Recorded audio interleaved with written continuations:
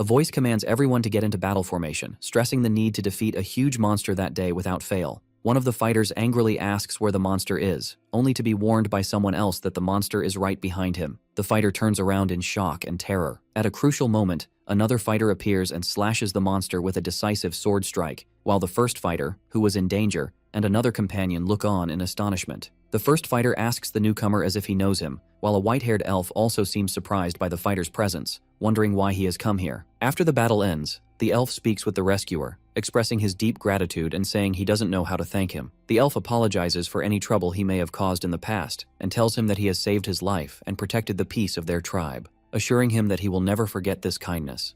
A system message appears, indicating the player's first achievement, an outsider who gained the trust of an elf, granting him free movement in the elf race's territories. The elf adds that his younger sister also has something to say to the fighter. His sister steps forward and reminds him of her previous offer for him to become her companion. The character receives another first achievement, the title, An Outsider Who Gained an Elf as a Companion, allowing him to use equipment of the elf race. The elf maiden agrees to his request, saying she would like that too, then hesitantly adds the word, and. The scene shifts to a joyous wedding ceremony, where the bride and groom celebrate amidst the cheers of the crowd. The fighter and the elf maiden exchange rings and kiss each other. A new achievement notification appears, announcing that the player is the first outsider to marry an elf woman, but a powerful voice suddenly interrupts the notification and orders it to stop. The scene changes completely to a man standing on a stage in front of an audience, telling them he spent countless hours thinking about how to present what he is about to say. The man announces that the game Ares is not just a simple game, but that all the characters in it are equipped with artificial intelligence that allows them to make their own decisions and act based on their own personalities, describing Ares as another world. The audience is stunned,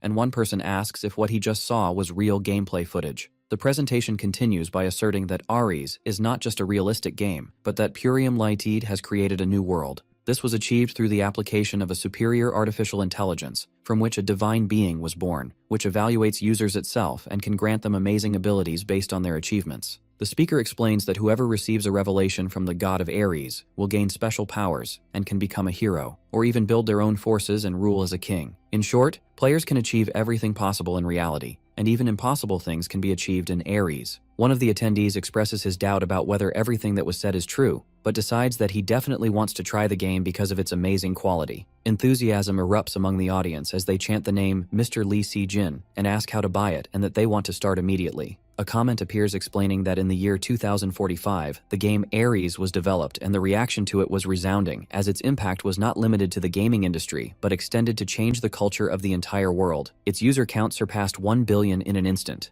A year later, a new player stands and expresses his astonishment, saying that the game is more realistic than he had heard. Another player expresses his deep admiration, noting that the experience feels like a real journey inside the beginner's zone. One player realizes that a person's physical abilities in the real world are reflected inside the game. One player draws his companion's attention to a scene in front of them, pointing to an event that has been in the game since its launch, smashing a wooden dummy, and it is said that 1.2 billion people have tried to accomplish it, but they have all failed. It is rumored among the players that success in the wooden dummy challenge grants the winner a very special Ares game capsule worth 50 million won, in addition to a 5-point increase in all their stats. Although the quest seems simple and requires only 10 strikes, the number of challengers has recently decreased. The reason for this is that the prevailing consensus considers this challenge impossible, especially after a series of national sports representatives failed, and even the gold medalist hero Hanul failed to break it. For this reason, there was much talk about this challenge, but the players stood gathered without any of them trying, as they were all waiting for the arrival of humanity's true and final hope. Suddenly, a voice from the crowd asked them to make way, and a burly man named Medusok, who was described as the strongest man among humans, appeared, surprising the onlookers. Medusok looked at the wooden dummy and pointed out that it was the same one Hanul had failed to break. His size was so immense that some commented he didn't seem to be of their same race, and rumors spread that he could defeat a bear with his bare hands. His giant figure stood before the wooden dummy, making it look dwarfed beside him, leading some to speculate that he might succeed in smashing it before completing the 10 strikes. Medusok announced that the precious capsule would be his, then delivered a fierce blow to the dummy. The crowd erupted in cheers of admiration after the wooden dummy was pushed back a great distance by the blow, wondering if a challenger would finally succeed this time. Meanwhile, elsewhere, 2 developers were watching the scene, one of them expressing hope that Medusok would succeed so that the protest calls pouring in would stop, but his colleague seemed worried, saying that if this man also failed after Hanul, it would likely cause a huge mess. His colleague explained that the next day's newspaper headlines would be filled with accusations against the company for creating an impossible quest to attract attention, and Ares is obsessed with recruiting users and making money. The employee concluded that if he failed, it would mean they would have to interfere with the Ares system, an unprecedented action. His colleague wondered if the CEO would accept that, but she insisted that he, as the team leader, had to get it done, threatening to resign if he didn't succeed. Back in the game, a message appeared on the screen. Quest failed. Please try again. Medusak was in a state of shock, unable to believe he had failed. In the office, the team leader put his hand on his face in despair, saying they were in trouble. His colleague suggested they run away quickly before the protest calls started, and jokingly invited him to dinner on his treat. At that moment, another employee called them over to tell the team leader that a new challenger was stepping up. The team leader asked indifferently if he looked like he would succeed, and the employee pointed out that the new challenger was wearing the basic gear a player gets when creating a character, and that his weapon looked like it was from the cash shop, but many players who relied on such tools had already failed. The employee apologized for saying something unnecessary, but the team leader reassured him it was okay, as he too had had moments of hope. He then decided to go for dinner and come back later. But as he was turning to leave, he and his colleague heard a loud and sudden sound that made them wonder in astonishment where it came from. It was the sound of the new challenger delivering a devastating blow to the wooden dummy, after which a global message appeared congratulating him. The following messages announced that he was the first user to successfully destroy the wooden dummy, and that he had gained 5 points for all his stats and 200 fame points. The team leader and his colleague stood in complete shock, wondering what had just happened, and who this skilled player could be, especially since Medusak had been their last hope. Then the team leader realized the amazing truth. This hero was most likely just an ordinary person. In the office, the stunned team leader ordered his colleague to look up the grade of the sword the challenger had used. The employee told him that the search result was a bit strange, to which the team leader replied that this was normal. It would have been strange if it weren't. She then revealed the details, explaining that the sword, named, was of epic grade, with an attack power of 143 and full durability, and had a usage restriction requiring level 40 or higher, with no restrictions on its creator. The team leader was extremely shocked upon hearing that the sword was epic, and began to wonder about the identity of this mysterious man and what his true nature was. The scene shifts to a dream or memory, where the clang of metal echoes in a blacksmith's workshop. The protagonist remembers the blazing fire that was capable of stealing all the sweat from his body, and sees an image of his father working hard in front of the furnace. In the dream, the young man looks at his tired hands, and then at his father, telling him that he has returned. The young man embraces his father, vowing to protect him, but the dream quickly turns into a horrifying nightmare. The young man finds his father surrounded by flames, screaming from the intense heat. The son screams in terror, begging his father to get out of the fire and urging him to escape. The young man wakes up suddenly, panting and with tears in his eyes, realizing he had the same dream again. The next scene appears in the real world, specifically in the lobby of a hospital in Seoul, Korea. There, the young man, named Kim Ji-hoon, ironically thinks about the people who still cling to the hope of breaking the wooden dummy, realizing that physical strength alone is not enough for that. A friend interrupts him, annoyed, reminding him that he had asked him not to call him during the day. Kim Ji-hoon justifies his action by saying he can't meet him in the evening because of his work, and that he can't even enter Ji-hoon's father's room at the hospital. His friend sighs and asks what he wants, and Kim Ji-hoon comments on his heavy clothes and asks if he isn't feeling hot. His friend gives him a threatening look and asks if he wants to die, to which Kim Ji-hoon immediately apologizes. Then, Kim Ji-hoon gets to the point and asks his friend if he has heard of the game Ares. He explains that it's the most famous game at the moment and operates with a superior artificial intelligence, then tells him about a special event for beginners in the game. He explains that no one has succeeded in this event yet. Even prominent celebrities have failed, but the prize for success is a VVIP gaming capsule worth 50 million won. His friend replies coolly, questioning the point of trying if a billion people have already failed, adding that he doesn't play video games in the first place. Kim Ji-hoon admits that it will be difficult, but asserts that it is not impossible, then tells his friend that when it comes to breaking that wooden dummy, he might have a chance, which puzzles his friend. Kim Ji-hoon takes his friend to a place with gaming capsules, revealing that he has prepared a standard Ares gaming capsule for him worth 10 million won, which shocks Ji-hoon. His friend comments that the game is expensive and yet a billion people play it, to which Kim Ji-hoon replies that it's worth the investment. He adds that if things go well, players can get amazing rewards and even trade with real-world currency, which is why everyone is flocking to it. Kim Ji-hoon finishes his explanation and suggests they go in, revealing that he has tried the game a little himself. Kim Ji-hoon's friend asks about the source of the expensive gaming capsule, but Kim Ji-hoon ignores the question and urges him to think about how much money they could earn through it. His friend doubts it, questioning if there's any guarantee of profit and calling his friend's idea crazy. Kim Ji-hoon defends his idea enthusiastically, insisting it's an investment and that Ji-hoon has a real chance. His friend demands he explain the basis for this supposed opportunity. Kim Ji-hoon reveals the secret of his confidence, the existence of the Blacksmith class in the game Ares. He then addresses his friend as Kang Hyun-soo, revealing his true identity as the only son of a world-renowned master craftsman and his sole heir. Kim Ji-hoon wonders how a wooden dummy could pose a challenge to someone with Hyun-soo's skills. Hyun-soo removes his hat, revealing scars on his face, and tells his friend that he has never seen his true condition since the accident. He says this is his situation now, admitting he's not in a state to try anything. Past memories show the horrific accident, which was a massive fire. Hyun-soo remembers running through the flames, screaming for his father, trying to wake him up and save him from the fire. Hyun-soo recounts how that accident took everything from him. He barely survived, but his father never regained consciousness, and his family was too poor to cover his exorbitant medical costs. Hyun-soo was forced to work in strenuous manual labor jobs. After spending 10 years in his father's footsteps, he remembers the hammer he used to forge countless metals, but even that work has now become a thing of the past, something he can no longer do. Hyun-soo explains to his friend that since the accident, he has been unable to use the strength in his right arm, making manual labor difficult, let alone the craft of blacksmithing. He tells him he will take care of his own problems, but appreciates his attempt to help. He then asks him to return the capsule, calling him a fool for wasting 10 million won, and then leaves, saying it's time for his part-time job. Kim Ji-hoon shouts at him, calling him the real fool, and reveals that he knows about his difficult financial situation and how he struggles monthly to pay his father's hospital bills, wondering how long he can continue like this. Kim Ji-hoon continues his confrontation, asking him about his life and future, and whether he will leave his injured body as it is forever, insisting that this game can fix everything. He reminds him that the full cost of treatment is about 3 billion won, a fantastical amount,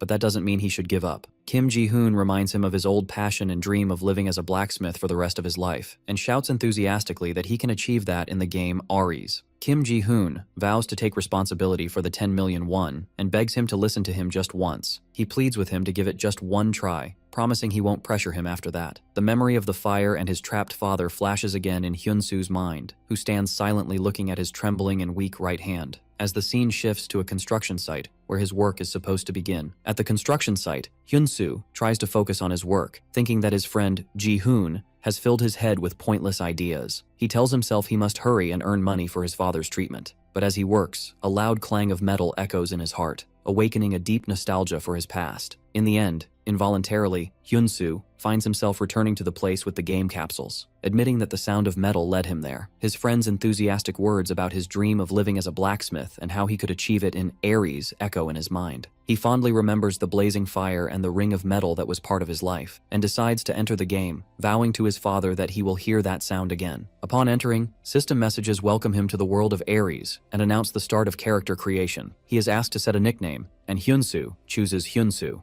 After that, the character customization process begins. Hyun-soo is surprised when the system starts analyzing his body type and discovers that the scar on his face from the accident has also appeared on his character in the game. After the analysis is complete, the system asks if he wishes to proceed with this appearance. After a moment of hesitation, Hyun-soo agrees. The character creation process ends, and the search for a server begins. As soon as he enters the game world, Hyun-soo notices two amazing things. The scar on his face has disappeared, and more importantly, the strength has fully returned to his right hand. He thinks of his friend Kim Ji-hoon and realizes he now owes him 10 million won and decides he will work hard to repay this debt. He is then summoned to a random area and transported to the beginner's zone in the Barden region, specifically to Lin's blacksmith workshop. Inside, he finds an old blacksmith struggling with his work, vowing that he will never give up, and determined to forge a sword that surpasses that of an opponent of his. The blacksmith was striking the metal with force, desperately pleading for his attempt to succeed. Hyun-soo calmly interrupts him, telling him that this is not the right way to do it,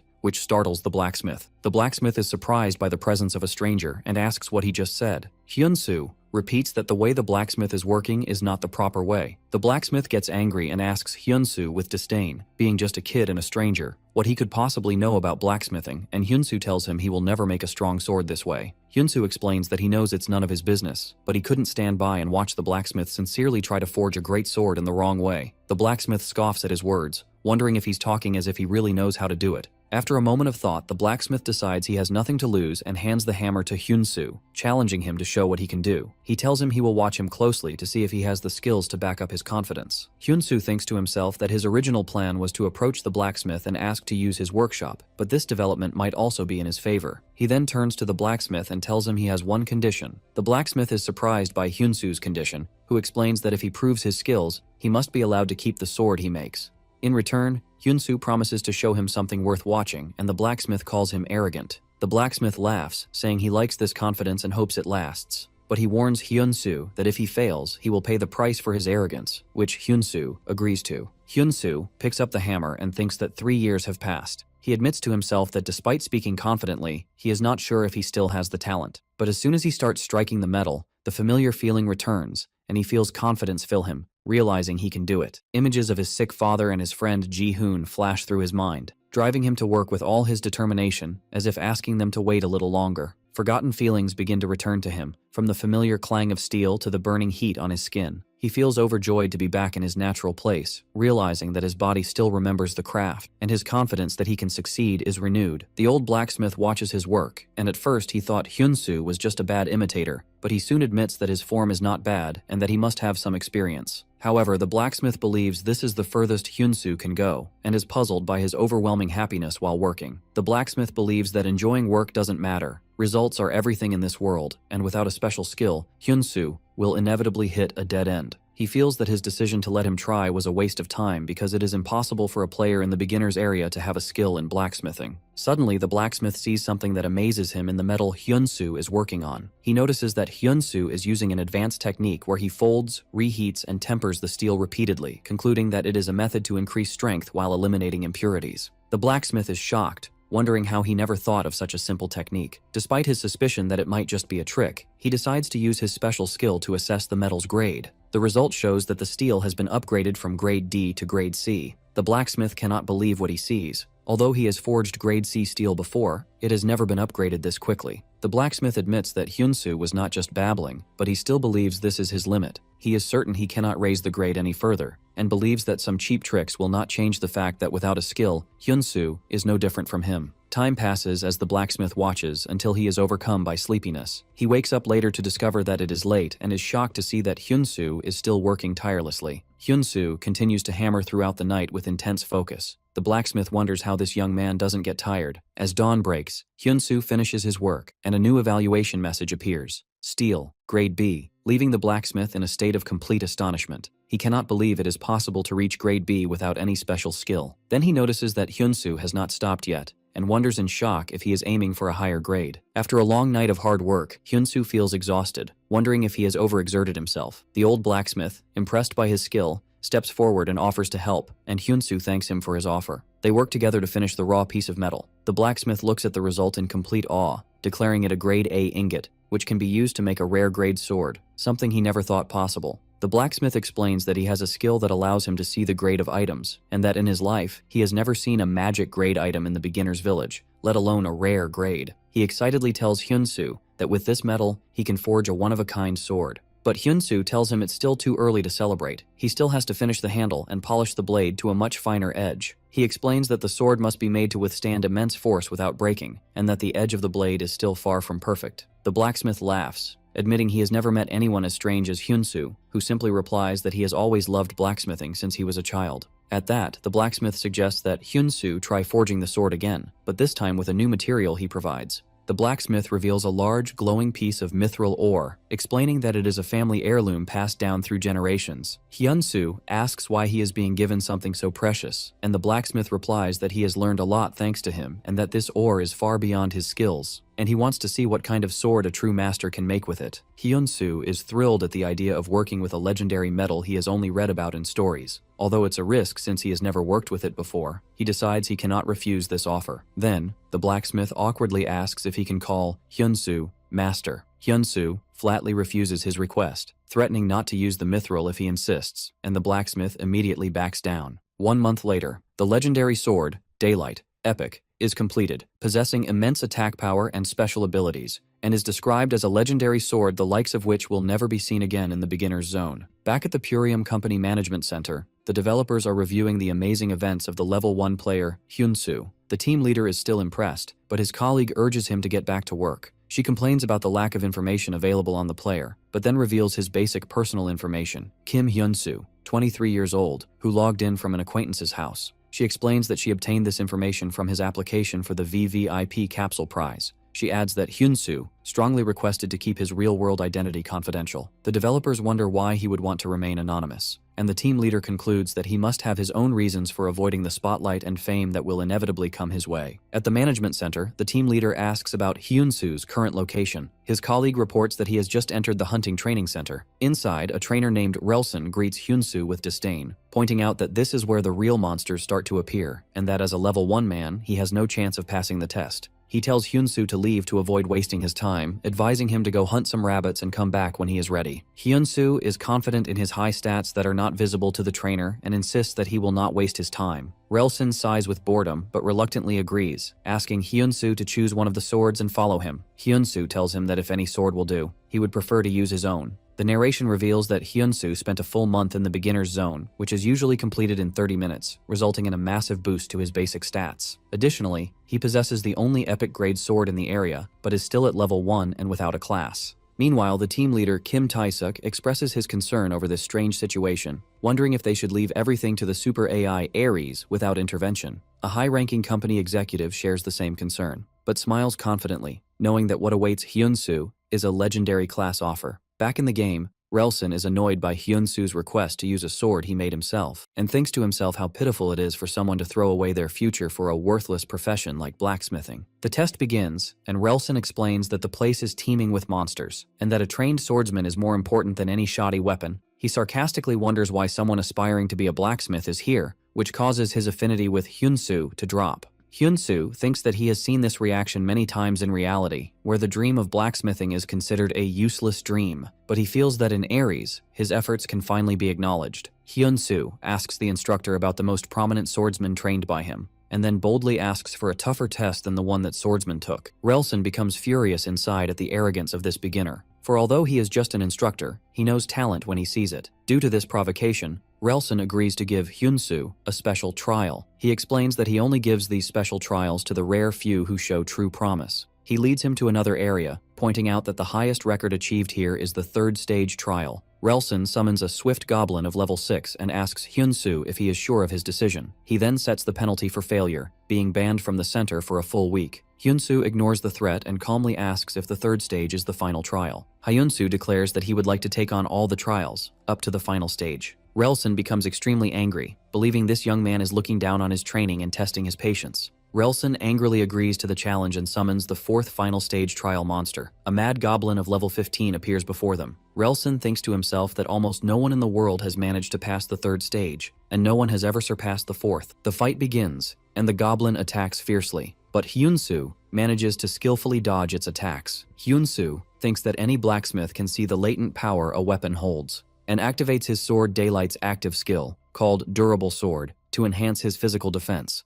The sword releases immense power, and Hyun-soo declares that no weapon here can surpass his sword, then defeats the swift goblin from the previous stage. But another goblin ambushes him and lands a powerful blow. Relson notes that the blow was critical and instantaneous, which is why swift goblins are considered the nightmare of beginners. Relson believes that Hyun-soo is done for. No matter how good the weapon, it is worthless without skill. But to his surprise, Hyun-soo survives the critical hit with 82% of his health points remaining. Hyun-soo attributes his survival to the long time he spent crafting weapons, which significantly boosted his stats, especially strength and vitality. Relson declares that the real danger begins now, as the Mad Goblin uses a special skill called Thorns of Madness, which causes Hyun-soo to become dizzy and his vision to blur. Although Relson is impressed by Hyun-soo's performance, he believes this is his end, and that the battle will end here. But Hyun-soo decides to focus, trust the weapon he made, and do everything in his power. He activates the passive skill of his sword, Daylight, called Swift Blade, which greatly increases his attack speed. Hyun-soo unleashes a series of swift attacks,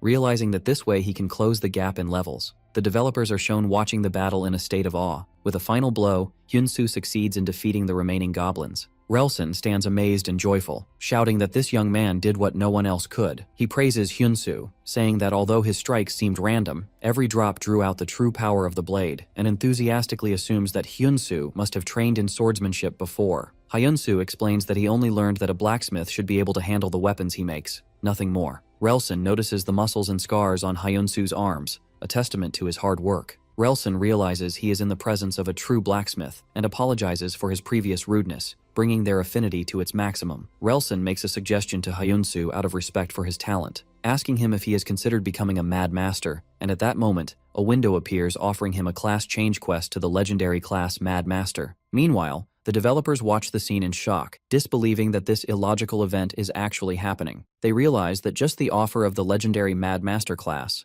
which surpasses even the epic Mad Knight class, automatically classifies Hyunsu as a second-tier user requiring special management. The team leader expresses his satisfaction with this development, but knows that accepting the class change quest means there is no turning back, and that the Mad Master leads hundreds of knights, meaning Hyunsu will become a protector of the world. In the game, Relson urges Hyunsu to accept the offer, assuring him that with his talent he could become a king among knights. But Hyunsu politely refuses the offer, firmly declaring that he is a blacksmith, not a knight. Everyone, both in the game and at the management center, is astonished by his decision. Relson bursts into admiring laughter, describing Hyunsu's persistence as truly wonderful. Hyunsu thinks to himself that he thought he would never hold a hammer again, but in this game, he felt his life as a blacksmith was starting anew. Relson accepts his decision and gives him a letter of recommendation for a hidden quest to meet the local lord. As a reward for passing the trial, he gives him a rusty armor worn by a former Mad Master, confident that Hyunsu will find a use for it. Relson enthusiastically encourages him to prove himself and achieve what others could not,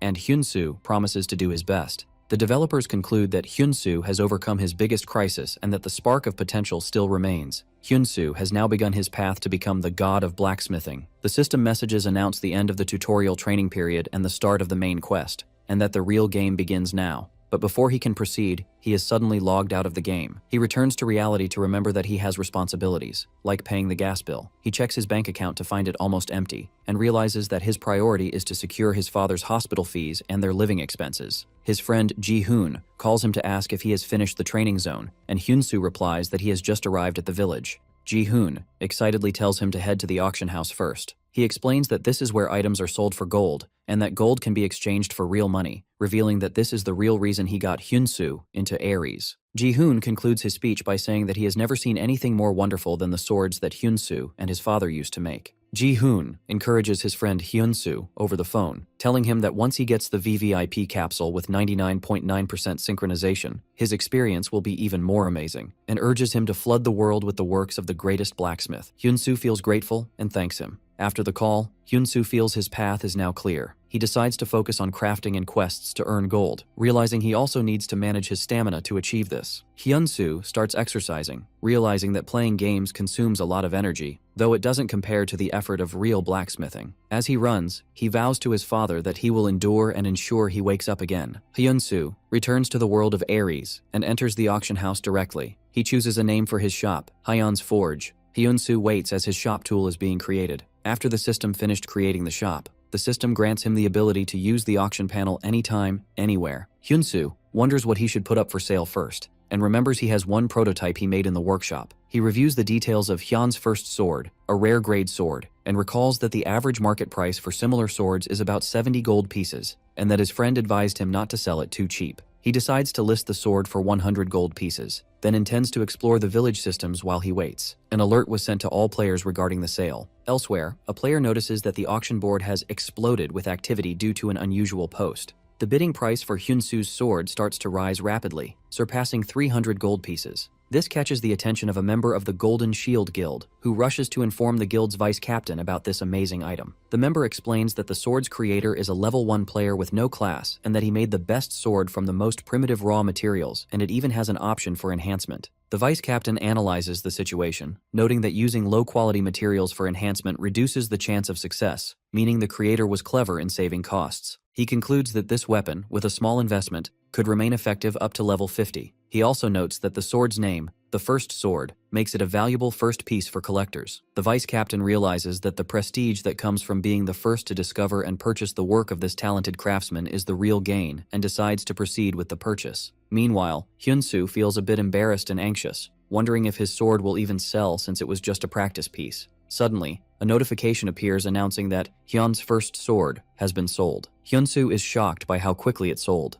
He checks the final selling price and is amazed to see it sold for 1,008 gold pieces, after he listed it for only 100. He quickly realizes that this amount is equivalent to over 1 million Korean won, and he is overcome with a feeling of happiness and disbelief. Hyun-soo discovers that the buyer is the Golden Shield Guild, and he receives a message from them congratulating him and offering him an exclusive sales contract or to join the guild. He looks up information about the guild and is even more shocked to discover that it is a massive blacksmithing guild with 780,000 followers. Hyun-soo remembers his friend Ji-hoon's words that gaining followers is much harder than leveling up, and that having a large number of followers means significant user interest, and this interest can directly lead to profit. He checks the follower count for his shop, Hyun's Forge, to find it's only 82. However, when he opens his message box, he finds it flooded with offers to join from various guilds. Hyun-soo realizes that Ares is the place waiting for the blacksmiths who are disappearing from reality, and that the value of a craftsman's skills shines even brighter when supported by precise data and numbers. Hyun-soo decides it's not yet time to join a guild and heads to the Lord's castle, determined to show his true worth, which begins now. In the castle, Lord Vance was talking with his advisor Bell, wondering if repairing an artifact was truly impossible.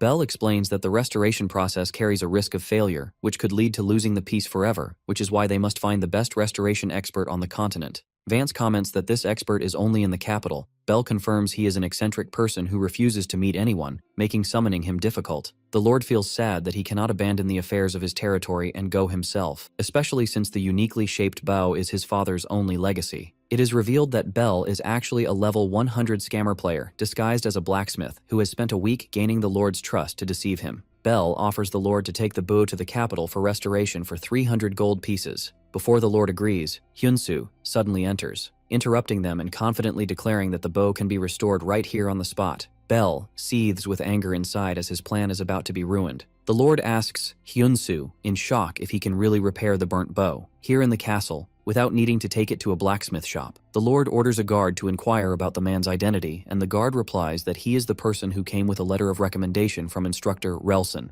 The Lord is surprised at the mention of an instructor from the beginner training center. As the Lord of Barden, he officially asks Hyun-soo to tell him about his skills and experience. Hyun-soo introduces himself, saying his name is Hyun-soo, he is level 1, and his class is unemployed. Bell explodes in anger, not believing that a level 1 player dares to speak so arrogantly in front of the Lord. Bell shouts that restoration is a skill only learned by blacksmiths above level 80, and accuses Hyun-soo of interfering with his work that he spent a whole week on and orders him to leave. Hyun-soo calmly replies, telling Bell that he is mistaken and that this bow is not a recurve bow. Hyun-soo corrects Bell's information, explaining that the bow is not a recurve bow, but a gakgung, a traditional Korean composite bow. Confusion appears on the faces of both the Lord and Bell due to the unfamiliar name. Hyun-soo addresses the Lord, saying he heard the story from the guard Baker and knows that the Lord wishes to restore his late father's burnt bow, which was a gift from a mysterious foreigner. The Lord confirms that the bow was one of a kind and had never been seen in this land before, but he expresses his weariness of being deceived by strangers with false claims about the family heirloom. He sternly warns Hyun-soo to only speak words he can prove. Hyun-soo asks to confirm one thing, and surprises the Lord by suggesting that the bow, despite being a gift from a foreigner, was actually made in this very land. Hyun-soo explains his deduction, pointing out that he saw a painting of a water buffalo in the hall, and that this animal's horns are considered a precious material even in his world. But what really caught his attention was the bow's curvature, and he reveals the crucial detail. It was made using whale sinew instead of cow sinew, and he asks the Lord for an explanation. The Lord admits that Hyun-soo is right, and explains that the foreigner was his father's friend, a blacksmith. He confirms that the materials used were indeed local and rare, giant water buffalo horns from the Barden swamps, and whale sinew from Barden Harbor. With these precious materials, the friend gifted his father the best bow ever made in Barden. The Lord is impressed by Hyun-soo's ability to notice details that even Bell, who is supposedly a level 100 blacksmith, missed. The Lord expresses his strong desire to save his father's memento. Convinced of Hyun-soo's skill, he officially asks him to restore the bow, leading to Hyun-soo accepting a quest with a reward of 500 gold pieces. The Lord orders Bell to leave for now, and Bell departs with his head bowed. As he walks away, he seethes with rage, vowing revenge on Hyunsu, who ruined his plan. The Lord asks Hyunsu what is required to restore the bow. Hyunsu accurately lists all the necessary materials, from water buffalo horns and whale sinew to specific types of wood and finishing tools, proving his complete knowledge of the bow's composition. Hyunsu obtains the restoration method for the sniper's gakgung, which includes a list of materials and a warning that the restoration will fail if the success rate is below 70%, which would result in the bow's destruction. Hyunsu is flooded with childhood memories of learning to make bows from his father. He remembers his father asking if he loved this craft so much even though it filled his hands with calluses. He replies that he loves doing it with him, and his father promises to teach him blacksmithing when he grows up. But for now, he must get used to handling raw materials with his hands. In the present, Hyunsu whispers with tears in his eyes, "Yes, Dad," and thinks about the high synchronization rate of his gaming capsule. He feels the familiar sensation in his hands and is confident he can restore the bow perfectly, just as his father taught him. Upon seeing this confidence and expertise, Lord Vance offers his help. Hyunsu and Lord Vance work hard together day and night, with Hyunsu engrossed in shaping the wooden parts of the bow, while the Lord watches him intently. The Lord admits that working all day is not easy and his strength is starting to wane, but he adds that seeing the happiness on Hyunsu's face gives him the strength to continue. After a full week, the exhausted Lord asks if he can go back, but Hyunsu insists he stay to help install the frame. Hyunsu guesses that the reason the Lord comes every day is his desire to restore his father's memento with his own hands, which the Lord confirms. The Lord explains that this bow is all that remains of his father's memory. Then the Lord asks Hyunsu why he enjoys the work as well. Hyunsu replies with a smile that he also has many good memories associated with this craft. They agree that restoring memories takes time and effort. Quick shots show the passing of the next 20 days as they work hard on the various parts of the bow. Finally, the last day arrives. The restoration of the sniper's gakgung is complete, and it is reborn as an epic weapon with stats and abilities far superior to its original form. The Lord stands before his father's statue, wondering if he is watching, and thinking how another mysterious foreigner has gifted him this bow once again. Hyunsu suggests the Lord try the bow to see if it feels as he remembers. The Lord draws the string and releases an arrow with immense force, and notes in amazement that it doesn't feel the same. Then he bursts out laughing with joy, declaring that it has become much greater than before, and the quest completion message appears. The system announces that his affinity with Lord Vance has reached its maximum due to the incredible success that exceeded 100%. The Lord thanks Hyunsu, saying that he can now perform his duties with a peaceful heart. The Lord feels that the promised reward is too little for what Hyunsu has done. As a result of the overwhelming success, the quest reward is upgraded. In addition to 2,000 gold pieces, the Lord grants him free use of the blacksmith's workshop. Hyunsu is overjoyed, realizing that the gold is equivalent to 2 million won, which is more than enough to cover his expenses for a long time. Then the Lord asks him if he has ever considered learning swordsmanship. The Lord reveals that before he became the Lord of Bardon, he was a swordsman himself. He talks about the first swordsmanship, a secret sword art of the Prime Kingdom, the technique that subdued the endless monsters and brought stability to Bardon. The Lord tells Hyunsu that although he is undoubtedly a natural-born blacksmith, he also saw in him the talent of a swordsman. He explains that instructor Relsen's recommendation, along with his own personal observations, confirmed this for him. The Lord lists Hyunsu's qualities, from his exceptional physical condition and quick reflexes to his deep knowledge of weapons, and offers to share a part of the essence of his swordsmanship with him. Lord Vance offers Hyunsu a skill quest to learn the first swordsmanship training, confident that Hyunsu will succeed if he works as hard as he did in the workshop. Hyunsu considers this training an unexpected gift, and a busy month passes. During this month, Hyunsu was busy crafting his own gakgung bow and restoring the rusty Madmaster armor. Additionally, he underwent intensive training, where he continued to spar with Lord Vance, and successfully completed the first swordsmanship training. When it was time to leave, Hyunsu told the Lord that he was now fully prepared. Wearing his restored armor and carrying his new bow, he explains that his next step is to get a suitable profession. After bidding farewell to the Lord, who tells him he is welcome any time, Hyunsu decides to organize his belongings before setting off. He reviews his new equipment, the Madmaster armor, which compensates for his low level thanks to the damage reflection skill, and the new gakgung bow, which has an additional 60% accuracy. To cover his expenses, he had also crafted some rare bows and put them up for sale in the auction house. Hyunsu checks the selling price of Hyun's second bow. Elsewhere, someone is watching the auction in disbelief, noting that Black, Korea's #1 player, didn't craft a bow of this quality when he was at level 10. He marvels at how Hyeon managed to craft such a bow at level 1 and with only low-quality materials. This person, who is revealed to be Ron, the leader of the Golden Shield Guild, recalls the words of Smith, the world's #1 blacksmith, that everything in the game is decided by Ares, and that the AI Ares, if impressed by a player's actions, grants them a suitable profession, skill, or title. Ron concludes that for the master of Hyun's workshop to be able to craft artifacts of this level, he must hold a legendary class title, just like Smith. Back to Hyun-soo, he is stunned when he sees that the final auction price for his bow is 2,050 gold pieces, equivalent to 2 million won, an amount beyond imagination for an in-game weapon. He also notices that his follower count has jumped to 3,200, and he is so flooded with guild invitations and crafting requests that he can't even check them all. Hyun-soo feels he is ready to set off, and sets his destination, the Holy Land of Blacksmiths, the Tower of Blacksmiths. He travels through the scenic landscapes until he reaches the towering structure and is awestruck by its magnificence up close. But he finds the entrance sealed by a magic seal bound with chains and wonders how to get in. A system message appears, explaining that this is the Tower of the Swordmaker and that to become a blacksmith, he must break the seal with a sword forged in the magic workshop. Hyun-soo examines the seal and realizes it is made of volcanic basalt rock. He finds the entrance to the magic workshop nearby and enters it to begin the training required for the test. In the magic workshop, Hyun-soo learns the rules. Materials and tools are provided in infinite quantities. Production time is significantly shortened,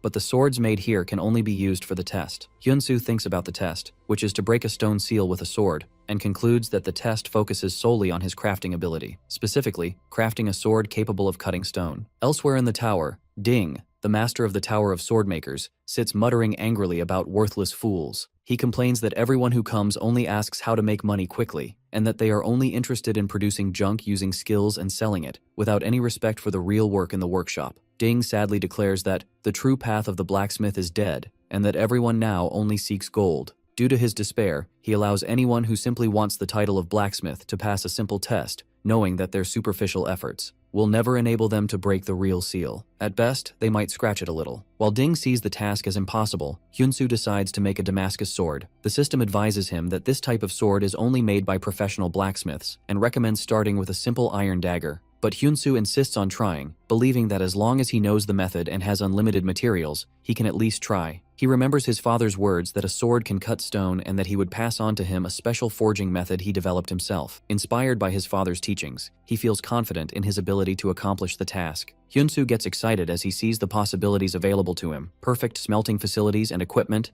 an unlimited supply of ores, and shortened production time. He describes the game as insane and begins to work with unparalleled enthusiasm and passion. Meanwhile, Ding is suddenly awakened from his sleep by a violent vibration, and he wonders about the source of this tremor. He realizes that the entire tower is shaking due to someone hammering with immense force. Ding rushes to see what is happening and is shocked when he sees the sealed stone, which he thought was unbreakable, has been split in half. Ding stands speechless as he sees Hyun-soo calmly walk through the open entrance. In a moment of awe, Ding declares that the god of blacksmithing has finally appeared. Hyun-soo approaches him and simply asks if he has passed the test. Ding replies that they usually measure ability by the mark the sword leaves on the stone, but since Hyun-soo completely destroyed the stone, they couldn't measure anything. As Hyun-soo wonders if this means a retest, a glowing magic circle appears on the ground. Ding clarifies that it is not a magic circle, but a summoning circle. The Tower Master, Ding, presents his special hammer to Hyun-soo. Hyun-soo accepts it in confusion and receives a system message confirming he has obtained Ding's hammer. A new SS rank quest begins, and Ding tells him that there is a real trial he must now overcome. With his wishes for success as the god of blacksmithing, Hyun-soo is suddenly transported to another place. Hyun-soo finds himself on the walls of a castle, confused by the sudden transport and wondering if this is a new test. He is surprised by an army of invading orcs advancing towards the castle. An SS rank quest appears, requiring him to defeat the orc army, which shocks him, as he doesn't understand its connection to a blacksmithing quest. The soldiers on the wall see him and cheer for the arrival of reinforcements from the master blacksmith. The condition for completing the quest becomes clear: achieve a 70% contribution among 50 warriors. Hans, the leader of the suppression squad, a level 48 warrior, welcomes him. Hans explains that the orc invasion is getting fiercer and that much of their equipment has been damaged, and he asks Hyun-soo to use his skills to repair it quickly. Hyun-soo clarifies that there is a misunderstanding. He has not yet changed his class to a blacksmith and possesses no skills. Hans asks in bewilderment about the hammer he is holding, and Hyun-soo explains in confusion that he received it as part of a class change test and was sent here for an additional test. When asked about his combat experience, he admits that he is still a complete beginner in fighting. The soldiers are disappointed. They were expecting support but got a beginner who needs protection. Hans orders Hyun-soo to stay in the watchtower for his own safety until they return. Suddenly, an orc threw a huge axe towards Hans. Hyun-soo quickly rushed towards Hans and parried the axe with surprising ease. He then asks Hans if he can join the fight despite being a beginner. Hyun-soo realizes that this is the real test. while Hans looks at him in confusion. He feels confident that if he fights as he did against the goblins, everything will be fine. Hans agrees and tells him to follow Ben's squad. Hans charges into battle, taking the lead. Immediately, Hyun-soo feels the immense pressure of a real battle, which is completely different from fighting goblins.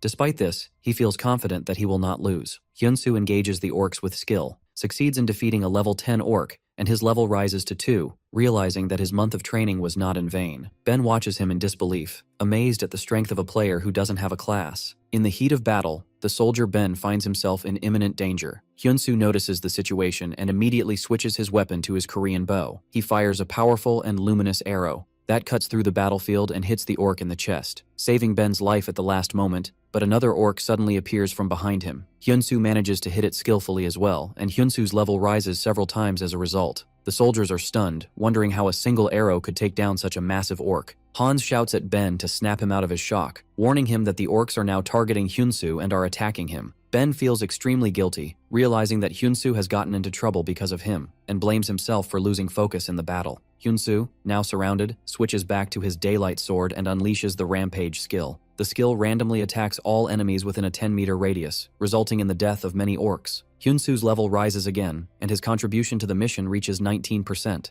Joy overwhelms the squad leader Hans, who realizes that the old master had a good reason for sending Hyun-soo. Hans feels that with Hyun-soo by their side, they can achieve what they previously could not. Hans looked at Hyun-soo with sincere admiration, praising his brilliance and the strength he displayed. Enthusiastically, Hans shouts to his soldiers, declaring that today, with Hyun-soo, they will annihilate the orc forces. Hyun-soo feels like a real part of the squad as the system announces that his performance has boosted the soldiers' morale. Hyun-soo continues to fight, and his contribution rises to 28%. But he wonders why his contribution percentage isn't rising as fast as he expected, even though he is killing orcs faster than anyone else. At that moment, a hidden quest is activated. A new, unprecedented chapter begins with the arrival of a formidable enemy. An orc warrior of level 51 appears, and Hans shouts for everyone to stop. Hans recognizes the enemy, saying that, the one we could never defeat, has finally appeared. He is their sworn enemy, and panic spreads among the soldiers. Hans realizes he made a grave mistake. They push too far into the fight and have become trapped. Despite the seriousness of the situation, his soldiers declare that they are ready to fight to the end. Ben agrees with them, shouting that they will never retreat, and Hans orders them to attack, as they cannot continue the battle like this forever. Hyun-soo notices that the soldiers have lost their composure and are rushing recklessly. He tries to provide cover for them with his bow, but is shocked when his arrows bounce off the orc warrior's armor,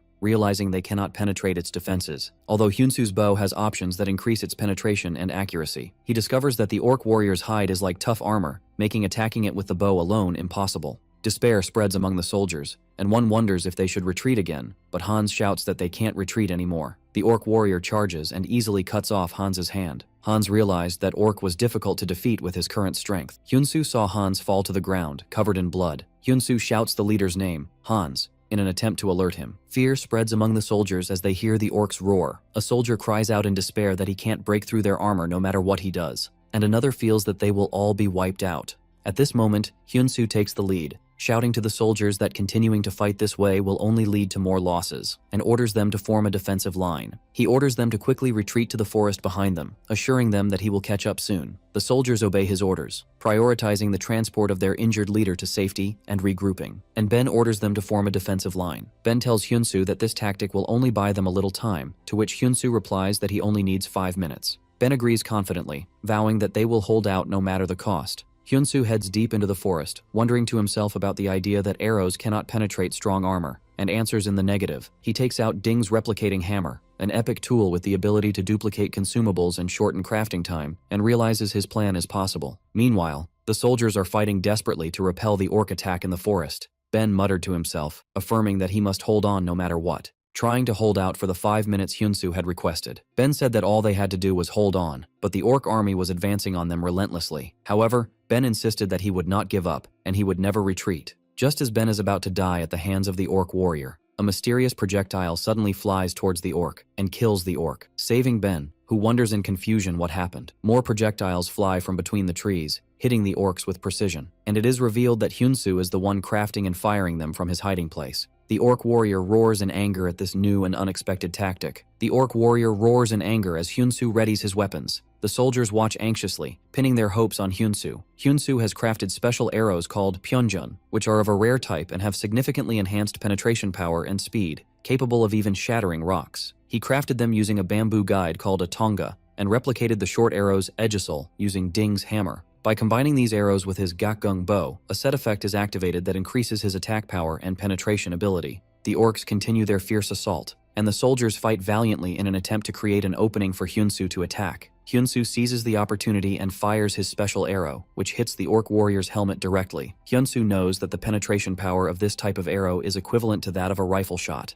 The arrow pierces the thick armor and kills the orc warrior with a single decisive blow. Hyunsu's level immediately rises by 3. Hyunsu earns the title Orc Slayer, which increases his attack power against them and makes them feel fear towards him. Terror spreads among the remaining orcs, and they begin to flee as the soldiers shout to pursue them. Hyunsu and the soldiers join the chase. Hyunsu jumped on top of one of the orcs that tried to escape, and fired his arrows at it with deadly precision, leaving it no room to escape. He hit the orc with a piercing arrow that lodged directly in its head, and after a short while, they finally wiped out the remnants of the orc army. With the battle over, the mission to suppress the invading orc army is complete. Hyunsu's final contribution reaches 92%, and the system announces that he has completed the mission with an exceptional record. The victorious soldiers chant Master Hyunsu's name. Hyunsu earns the full trust of the squad and receives a hidden title, Battlefield Commander, which increases his charisma by 10 points. Hyunsu sees the injured leader Hans receiving aid. Hans tells Hyunsu with emotion that they had always focused so much on defense that he never thought they would achieve their long-held wish of defeating the orcs. He thanks him deeply. The rest of the soldiers join in expressing their gratitude, and Hyunsu thanks them in return. Hyunsu realizes that his additional test is finally over. He thinks about returning to the blacksmith's tower, but then wonders how to get back there.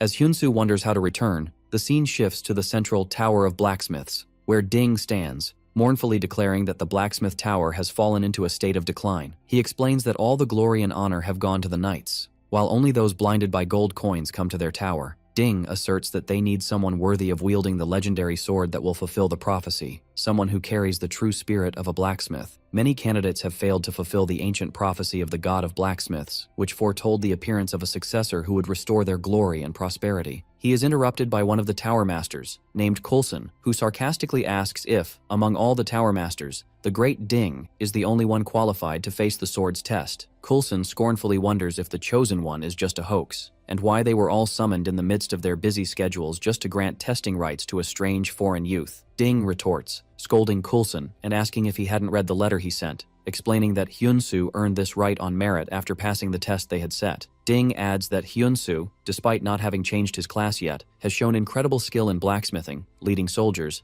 and annihilating orc warriors. The others are shocked upon hearing the word annihilation, not believing that someone who hasn't even changed his class could do that. Ding continues his explanation, stating that this test was designed based on the prophecy that says, the successor of the god of blacksmiths must be stronger than anyone else. For this reason, the final answer will be provided by this sword itself. Ding assures them that they will soon see the truth. At that moment, a guard announces the arrival of Lord Hyunsu to the hall, and Ding orders him to be brought in. The massive doors open, and Hyunsu enters the majestic hall. Ding welcomes him, announcing that he has passed the test and has earned the right to enter the sacred sanctum of the blacksmiths. He adds that he is now also eligible to challenge the sword of prophecy left by the god of blacksmiths. Ding tells him that everything will be decided the moment he holds the sword, after which he will receive a suitable reward. Hyunsu thinks about the phrase suitable reward and remembers that he completed an additional SS rank mission during his class change test, wondering if the reward is obtaining a legendary class. Coulson steps forward to congratulate him on standing in this glorious place and praises his impressive performance and the quick thinking he showed at that critical moment. But he adds with a condescending tone that the arrow Hyunsu made was just a replica of a weapon called Solinarian, and that it was all just a matter of luck. Coulson asserts that without the epic bow he possessed, he would have never been able to pass the test. He then challenges Hyunsu with a sly smile to draw the sword, to see if luck will be on his side again. Hyunsu looks at the assembled masters of the blacksmith tower, realizing they are high-class NPCs, and that each of them has built the legends of Ares. He sees that Coulson, the master of the bow blacksmith tower, has a formidable level of 365, and everyone in the hall possesses titles and levels that inspire awe as blacksmiths. Although they are certainly impressive, Hyunsu does not feel that his skills are inferior to theirs. He wonders to himself that if they competed on pure skill alone, without relying on titles, he could win. As Hyunsu approaches the legendary sword, it suddenly glows with immense power, releasing a wave of energy that shocks Ding, Coulson, and all present. The sword glows with immense power and explodes in a flash of dazzling light that engulfs the entire hall. Hyunsu wonders in shock what is happening as he is surrounded by the bright energy. When the light dissipates, Hyunsu finds himself standing in the same spot, but he wonders in confusion where the sword, which has completely disappeared, is. At that moment, Ding realizes what has happened and exclaims that this is how the prophecy is fulfilled. Ding laughs loudly, realizing that they had been inventing rituals and procedures all this time, and that the true successor didn't even need to touch the sword to prove his worth. On the other side, Coulson curses the situation with intense anger, unable to accept what has happened. A system message appears congratulating Hyunsu, announcing the appearance of the first god class in the world of Ares. Coulson's anger flares as he wonders how this novice could receive such an honor. The system message confirms that Hyunsu has advanced to the god of blacksmithing class, leaving Hyunsu and Ding in a state of shock, for this is not just a god class, but the first of its kind in the entire game. Hyunsu gains a unique SSS rank title, God of Blacksmithing, which grants him exceptional abilities. He is now unrestricted by material level when crafting, and his experience automatically increases depending on the type of item made. Most importantly, the prophecy confirms that as a blacksmith, he will become stronger than anyone else. A new class quest, Test of the Sword, also appears, which will begin when he reaches level 100. The other Tower Masters whisper among themselves that the sword has chosen the foreigner, and that the prophecy of the successor to the god of blacksmiths has been fulfilled. But Coulson shouts that he can never accept this. Coulson argues that they, as masters of the tower, have waited a long time for the great successor who will receive the revelation of the god of blacksmiths, and that they cannot conclude that the sword's choice is the will of the god himself. Ding shouts at him to stop, asserting that the prophecy is absolute. Coulson replies that what is happening is a farce, and reminds them that the prophecy also says the successor must have the recognition of all the tower masters. Accordingly, as the master of the bow blacksmithing tower, Coulson officially challenges Hyunsu to a blacksmith's duel. Coulson lays out his conditions clearly. If Hyunsu defeats him in this duel, he will recognize him as the successor. But if Coulson wins, Hyunsu must renounce the position the Sword of Prophecy has chosen for him. Ding becomes angry with Coulson for losing his senses and orders the others to restrain him immediately. Coulson looks disdainfully at his colleagues, then tells Hyunsu sarcastically that he can run away if he wants, in which case he will grant him the position of Deputy Tower Master, as long as he submissively receives his training. Coulson laughs insolently, but Hyunsu calmly and confidently replies that he accepts his challenge. At that moment, a secret skill of blacksmiths manifests, which is that they speak through their craft. Hyunsu gains the ability to use custom god crafting. A new S-rank quest titled Duel of the Blacksmiths appears, with the objective of winning the duel against Coulson. Coulson explains that their way of dueling is different from knights. It is a clash between two works forged with the souls of their creators in the foundry. The rule is simple: the two swords they make will collide, and whichever one breaks first, its owner loses. Coulson tells him that the best blacksmith workshop has been set up inside the hall, and since Hyunsu has now acquired blacksmithing skills, one day should be enough for him to make his weapon. Coulson adds sarcastically that if Hyunsu is truly the god of blacksmithing, then he will see him tomorrow. After Coulson leaves, Ding warns Hyunsu that he accepted the duel too recklessly, explaining that Coulson is one of the most skilled masters of the tower. Hyunsu agrees, admitting that if he were still in his previous profession, this would have been a losing battle for sure. In the world of the game Ares, amazing skills and enhancements are granted based on level and titles. And furthermore, each of the tower masters possesses unique special abilities. But Hyunsu realizes that when his class changed to a god class, those differences disappeared. Now, the only real difference stems from pure skill, thanks to the new skill he has acquired. Hyunsu had obtained an active god rank skill called Custom God Crafting, which allows him to create a fully customized artifact and grant it any effect he desires, with the crafting difficulty increasing as the desired effect's grade rises. Meanwhile, in his workshop, Coulson recalls his past. He remembers how he was a blacksmith who made swords, and how he was the rightful heir to the sword crafting trade that his family had passed down through generations. But then, someone much more skilled than him appeared, and instead of becoming a sword maker, he was forced to become the master of the bow tower. It was bitter, but he chose to accept it to serve the great Ding. But he can never tolerate Ding bringing a stranger out of nowhere and placing him above him. Coulson pours all his anger and resentment into the hammer as he works, leading to a massive explosion of fire in the foundry. In Hyunsu's workshop, Ding watches him work on his sword. Ding thinks that the process of granting abilities and effects to artifacts follows a basic law of profit and loss. To gain an advantage in this duel, he must prioritize durability and maximize the weapon breaker attribute. This means that to get the ability he wants, he must craft the sword with the highest possible grade. But he notes with confusion that the durability and attributes of Hyunsu's sword seem to be only of rare grade. Hyunsu finishes making his sword, which glows with a bright light, making Ding wonder in amazement about the true thoughts and abilities of the god of blacksmithing. The next day, everyone gathers to watch the duel. Coulson smiles sarcastically, assuming that Hyunsu managed to make something because he didn't run away. He asks him to show him if he truly deserves to be called the successor of the gods. Coulson presents his sword first, revealing Coulson's Dark Knight, a unique sword with a durability of 12,000 and an attack power of 664, in addition to special abilities that increase its durability by 35% and grant it the latent Weapon Breaker skill. Ding and the rest of the attendees admire Coulson's exceptional skill and how he managed to create such a unique and flawless sword overnight. Coulson boasts that his sword is a magnificent masterpiece, imbued with his family's traditions and secret techniques, and then demands that Hyunsoo show him his sword. Hyunsoo reveals his sword, which shocks Coulson and Ding. It was Hyun's first custom-made sword, of rare grade, with a durability of only 1,000 and an attack power of 177. One of the Tower Masters looks on with contempt, considering Hyunsoo's sword ridiculous, and thinks that Coulson might have been right after all. Coulson smiles triumphantly, believing that Ding has made a grave mistake this time, and that he is wasting his time with a scoundrel and his pathetic game. Coulson shouts that it will end here and rushes towards Hyunsoo for the swords to clash. Hyunsoo stands firm against the fierce attack, and the sounds of clashing metal echo in the hall. Suddenly, a loud shattering sound is heard, and Ding and the rest of the onlookers watch in complete shock. Coulson's unique sword, Dark Knight, has shattered into pieces and scattered on the floor. Coulson stands speechless, unable to comprehend how it happened. Hyunsoo calmly tells him that a sword's value is not determined by its grade alone. The details of Hyunsoo's sword appear again, revealing its special active ability, a sword that cuts swords, which gives it a 65% chance to cut the opponent's weapon. It was a unique, unrepairable sword,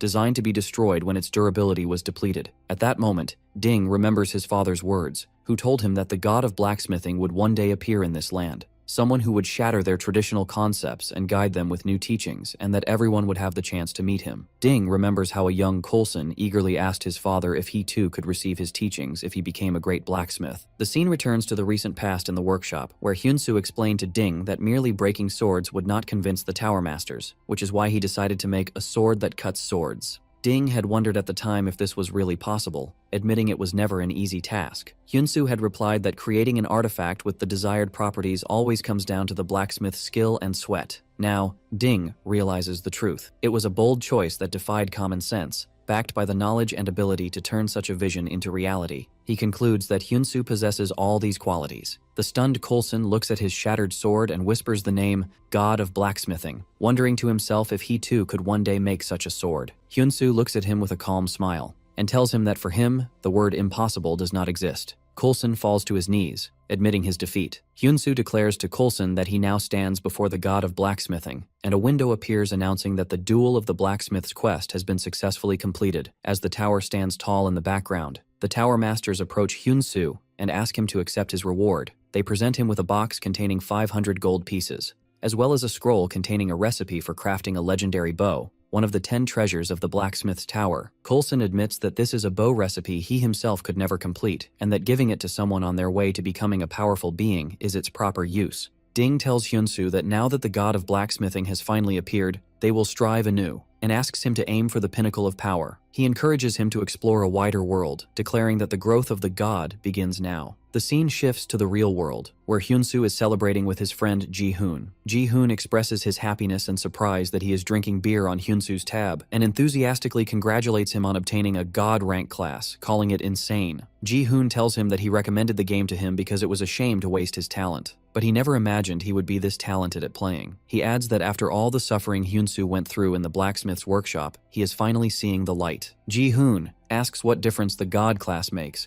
and Hyunsoo replies that he doesn't think there's anything drastically different at the moment. Hyunsoo clarifies that more importantly, he has to pay his father's hospital bill tomorrow, and that in the meantime, another 10 million won has been added to the treatment costs. Ji-hoon tells him that he has inquired about his father's new medicine, but since it's not covered by insurance, its cost is at least 20 million won. Additionally, Ji-hoon reminds him of the costs for Hyunsoo's own burn treatments. Ji-hoon concludes that just having the class won't be enough to make money. There's a physical limit to the number of artifacts he can craft and sell. He explains that essentially, he needs to level up and gain fame, as the growth of the god begins now. He advises him to build a relationship with the most famous person in Ares, as that way he can get much larger rewards and rare items even from quests of the same grade, and then use that as a basis to craft top-tier artifacts again. Hyunsoo thinks about the idea of building a relationship with the most famous person in the game, and Ji-hoon excitedly tells him he has an idea and asks him to wait a bit. Ji-hoon cheerfully announces that his big brother will achieve the best accomplishments and help him advance. Hyun-soo scoffs at him and just asks him to try not to get fired from his job. Ji-hoon shows his friend news from the Aries user community, where everyone is talking about how the player, Lord, who is always ranked 21st, has finally reached a legendary class. But Ji-hoon clarifies that this isn't the really amazing part. The amazing thing is that Lord managed to defeat Sword King Barad,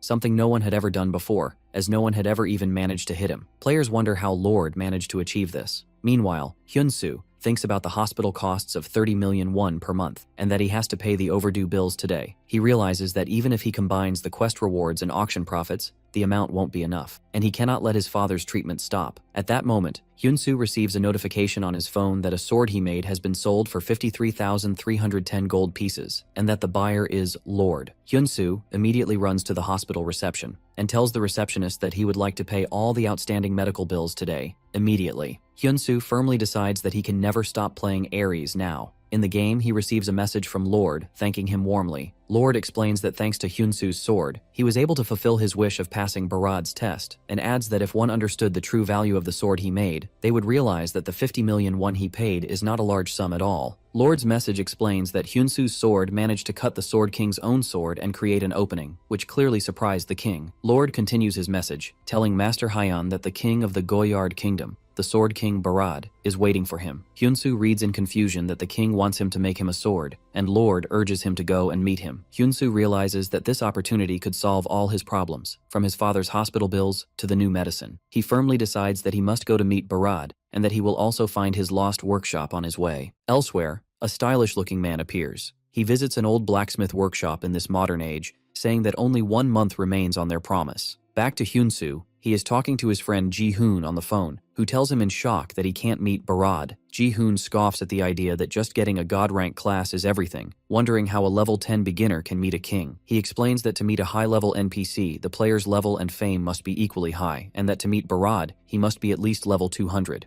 But Ji-hoon reassures him that it's not impossible, and tells him about the Goyard martial arts tournament. He explains that this is an event held every year in the Goyard Kingdom, with level restrictions ranging from 50 to 60. He adds that King Barad is always looking for talented individuals with potential for growth, which is why he holds the tournament for outsiders every year. He confirms that the tournament is scheduled to be held soon, and that the winner receives the prize money directly from Barad himself. Ji-hoon concludes by saying that this is the only way if Hyun-soo wants to meet Barad immediately. Hyun-soo travels in a carriage towards his next destination. Based on Ding's advice, he heads to the castle region. Ding had told him that this place is on the border of the Prime and Goyard kingdoms, where a daily war with the undead rages, and that they would need his abilities more than anyone else. The castle region is a regional battle zone where they fend off the invasion of undead monsters. According to Ding, this place is the fastest for leveling up. Hyun-soo is determined to accomplish the upcoming mission no matter what. Upon arriving in the castle region, he is greeted by Centurion Render, who asks if he is part of the reinforcements from the capital. The commander tells him his timing is perfect,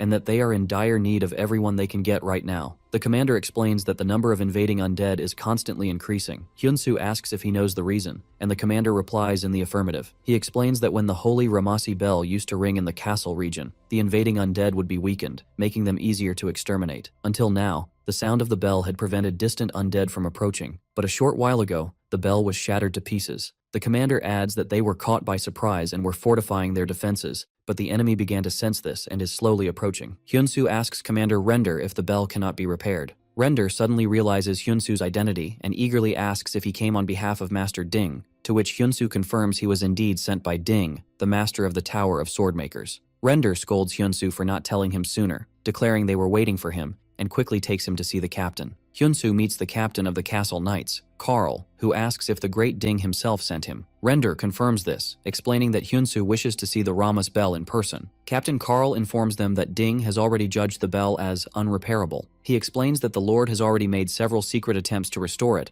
but every expert said the same thing. The shattered Ramas bell is marked as an unrepairable artifact. He adds that there is one person still remaining in castle looking for a way to fix it, but it's all in vain. Render recalls that person was level 290, and yet it proved impossible. Captain Carl asks Hyun-soo about his ability and requests information on his level. Hyun-soo replies that he is currently level 13, which greatly shocks Render. The captain tells Hyun-soo that he doesn't wish to blame him, who came to help them, but at his level, it would be wise to find a place where he can truly contribute. The captain explains that the castle region is now on the brink of annihilation, and when the main army of the undead begins to advance, that will be their doomsday. The captain asserts that it is his duty to protect the Lord and the people to the end, and he must do his duty. At that moment, a soldier bursts in, shouting that the undead are attacking the eastern wall. They are ghouls, and a massive swarm of them is rushing towards them. It appears the ghouls' level is 41. The captain orders his men that the situation is critical and they must hold the gates at all costs. He then orders Render to follow him, and tells Hyunsu that everything they discussed must remain a secret. Hyunsu thinks that if it's like the Orc War, he can handle this situation, as a new regional war quest begins, requiring him to repel the invading ghouls and defend the gates. Hordes of ghouls rush towards the walls. The soldiers fight fiercely, and Render explains that undead monsters are hard to kill without weapons imbued with holy power, so they must strike the same spot repeatedly. Render watches in amazement as Hyunsu fells a ghoul with a single arrow to the head. Despite not possessing any holy power, Hyunsu uses the flying arrow skill, which pierces through rows of ghouls with a single powerful strike. The arrow shot forth with force, piercing through the bodies of the ghouls one after another. The soldiers cheer enthusiastically, while Render declares he will take them all down no matter how many there are. Hyunsu thinks to himself that this isn't as bad as he thought, and that if things continue like this, they will succeed in completing the mission. A system message announces the start of a new story. Suddenly, a new threat appears, and a quest requiring the defeat of a giant siege ghoul appears. The soldiers scream in terror at the appearance of the giant ghoul and realize they must call the captain immediately. But another soldier explains that Captain Carl is busy defending the gate and has no extra forces to offer. As the danger approaches, Render fears that the wall will fall. Hyunsu announces that he will draw the monster's attention for a moment and jumps off the wall. The soldiers scream in alarm, warning him that it's too dangerous on his own. Down below, Hyunsu confronts the giant ghoul, skillfully dodging its attacks and delivering counterblows. Hyunsu succeeds in drawing the massive beast's attention, and Hyunsu thinks that once he takes it down, things will go smoothly. He continues to dodge the ghoul's brutal attacks, and decides he must first pull it as far away from the wall as possible. He wonders if he has successfully drawn its full attention, but the ghoul suddenly attacks him with overwhelming force. Hyunsu is surprised by the beast's immense speed. To create some distance for himself, he switches his weapon to his bow, and fires a flying arrow while sliding on the ground. The arrow hits the ghoul's head directly, but the arrow bounces off, without causing any damage at all, which shocks Hyunsu. The ghoul retaliates with a fierce attack, causing Hyunsu's health points to drop below 10%. A system message warns him that when his health points reach 0%, he will be forcibly logged out. Hyunsu screams, refusing to let it end this way, but he falls to the ground defeated. Hyunsu gets to his knees,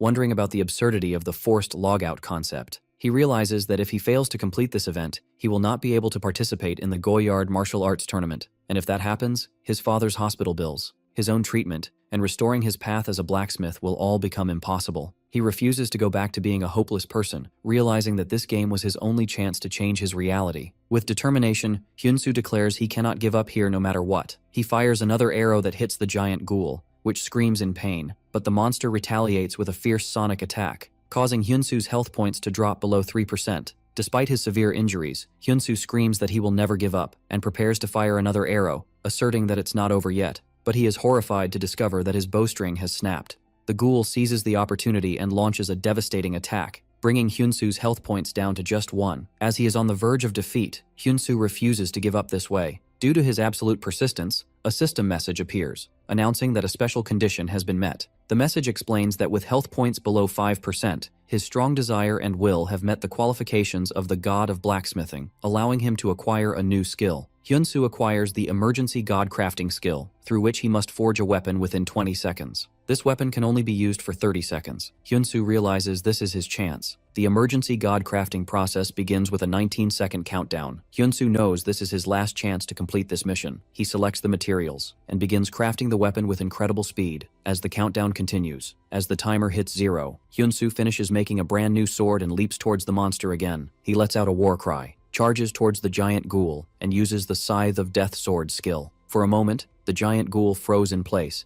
as if time had stopped around it, and he pierces it with his new sword in a single finishing blow. The giant ghoul falls defeated, and the exhausted Hyunsu looks at the scene. He smiles in victory, realizing he has succeeded. A system message announces he has eliminated the giant ghoul and gained immense experience, raising his level to 38. Hyunsu thinks with relief that this level is sufficient to participate in the tournament. Hyunsu collapses from exhaustion as Render, and the soldiers rush towards him, calling his name. Hyunsu later wakes up to find himself in a bed and fully bandaged. He sits up, wondering how much time has passed, and asks about the ghoul's fate. When Hyunsu wakes up, he finds himself surrounded by soldiers who are chanting his name and calling him a true hero. One of the soldiers approaches and thanks him, explaining that it was thanks to him they were able to survive that day again. Captain Carl also comes and thanks him, asking how he did it. Hyunsu replies that he is not sure how to explain it, and thinks to himself that any explanation he gives would seem unbelievable. The captain insists he not be so modest, asserting that he was the one who led today's battle. Hyunsu thinks about his strategy. He realized that ghouls, like ghosts, are weak to holy power. This reminded him of the Sword of the Four Symbols, a sword known for its ability to exorcise evil spirits and ward off disasters.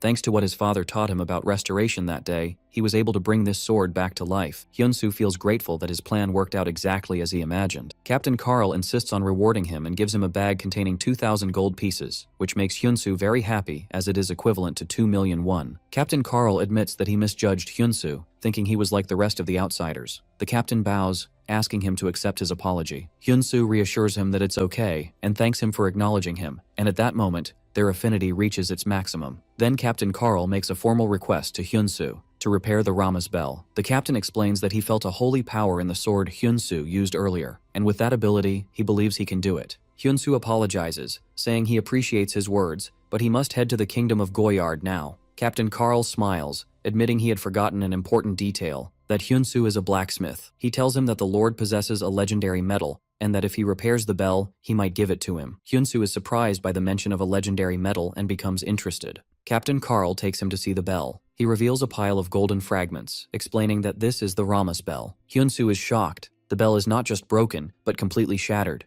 The captain asks him if he can really remake it, and if he can believe it. Hyunsu admits that it's worse than he expected, but he believes there must be a way. At that moment, a woman approaches them, and coldly declares that the bell cannot be repaired. She adds that even at her level of 290, she cannot do it, and wonders how he can claim to be able to. She accuses him of being a fraud. Earlier, a woman named Belle, or team leader Kim, announces she is leaving the guild. The master of the Golden Shield Guild, Krone, asks her in shock why she is suddenly resigning, and if she doesn't care about everything she has built so far. She replies that she is tired now. Krone tries to persuade her to stay, saying that if she can bring in the blacksmith Heon this time, things will get better. But she angrily retorts that this is the problem, and asks him how they can offer 500 million a year to a random player. Krone argues that the blacksmith Heon sold his first crafted sword for 50 million won, and that if they can recruit him, the guild will rise quickly. Bell reminds Crown that the blacksmith they brought in before was just an external source, and the one who came after took the deposit and ran. She adds that another blacksmith won the lottery and disappeared, and continues to list the failures. Bell asks him to stop, explaining to him now how difficult it is to clean up all this mess, and insists that he not try to stop her. Krone reluctantly agrees to her decision, but assures her that he will always keep a place for her if she decides to return. The scene shifts to Castle. Belle arrives to find the village in ruins and wonders in shock how a village like this could disappear. She thinks that this is the place that showed her that the people here are not just non-player characters, but real people like her. Belle believes that if they could just fix the Rama's bell, perhaps they could stop all this destruction. She decides she needs to go and check the bell again. When she reaches the bell room, she is surprised to find Hyunsu there. She accuses him of being a fraud. Hyunsu replies in confusion, asking who she is to say that. She answers that she is a blacksmith of a much higher rank than him. Captain Carl intervenes and asks everyone not to fight. He introduces Belle as the advanced blacksmith he mentioned earlier, and introduces Hyunsu as the person who helped eliminate the ghouls. The captain cheerfully adds that now, on top of that, Hyunsu says he will fix the bell. Belle wonders to herself sarcastically how a level 38 player could help eliminate ghouls and now claim to fix the bell. Belle accuses Hyunsu of trying to take advantage of the deteriorating situation in the castle region. Hyunsu coolly asks her what she's been talking about since she arrived. Hyunsu ignores her and begins to examine the bell fragments, wondering if they have changed in some way. A system window appears confirming that the Rama's bell is imbued with holy power, is completely destroyed, and repair is impossible. Hyunsu concludes that there is no chance of repair through traditional methods. He then takes a hammer and strikes one of the fragments with force. Belle screams in terror, telling him to stop. Hyunsu speaks calmly and tells her that it is possible. He explains that restoration is possible. Belle asks him angrily if he doesn't know the meaning of unrepairable artifact. At that moment, a soldier rushes into the room shouting for the captain and tells them that the undead are pouring in massive numbers. Everyone is shocked. A system window appears and Hyensu initially thinks it's a new quest, but he realizes it's an update notification. The notification announces that the castle region update has begun, and that after the update is complete, the updated region will be created. They realize that the region is turning into a land of the undead. Belle believes this is the end, but Hyunsu corrects her, saying that if they make the bell, they can stop it. Belle describes his words as impossible, but Hyunsu insists it is possible. Then Hyunsu turns to Belle and asks her directly about the castle region. Wasn't she the one who wanted to protect it? Belle admits that Hyunsu is right, but she wonders how to do it. Hyunsu asks her to follow him, adding the shards of the Rama's bell to his inventory. Hyunsu enthusiastically declares that they will protect this place together. Captain Carl tells Hyunsu that he is counting on him to repair the bell and that he will hold them off for as long as possible, so Hyunsu tells him to leave it to him. The captain raises his sword and shouts to his men not to lose hope and that they will fight until the end. He urges them to hold on a little longer, insisting that they must protect Cassel. In the blacksmith's workshop, Belle asks Hyunsu what he is going to do. Hyunsu explains that when he shattered the shard earlier, the holy power did not disappear, which means the power is within the material itself. He plans to melt it down and forge a new bell, believing that if the bell is complete, the holy power will be stronger. Belle comments that she has never seen a skill like this before, and Hyunsu replies that a skill is not always needed to fix something. The smelting process begins, and Belle wonders in amazement if he intends to do this by hand in this day and age. Hyunsu asks her why she isn't helping, explaining that he cannot do it alone. Meanwhile, in the game developer's offices, a developer watches the countdown for the Cassel region update. With less than an hour remaining, he declares in despair that they are in trouble and that this update is about to go to waste. A colleague asks him why he is grumbling on update day, and Kim Tae-suk tells him to look at the screen. The colleague wonders if it's about that blacksmith player. He asserts that a player can't fix it, but their female colleague clarifies that Belle is no ordinary player. The fateful day of the Cassel region update arrives, and the battle intensifies. Carl shouts orders to stop the undead and prevent them from entering. They fight with all their might, panting from exhaustion. The soldiers suffer brutal attacks, and one falls to a huge monster, but Carl intervenes and kills the beast. Captain Carl rushes to check on him and shouts to his men to hold on a little longer. He urges them to protect Cassel, the place where they were born and raised all their lives. In the midst of the fight, Captain Carl's sword begins to crack. He wonders in despair why this is happening now. As his sword is about to shatter,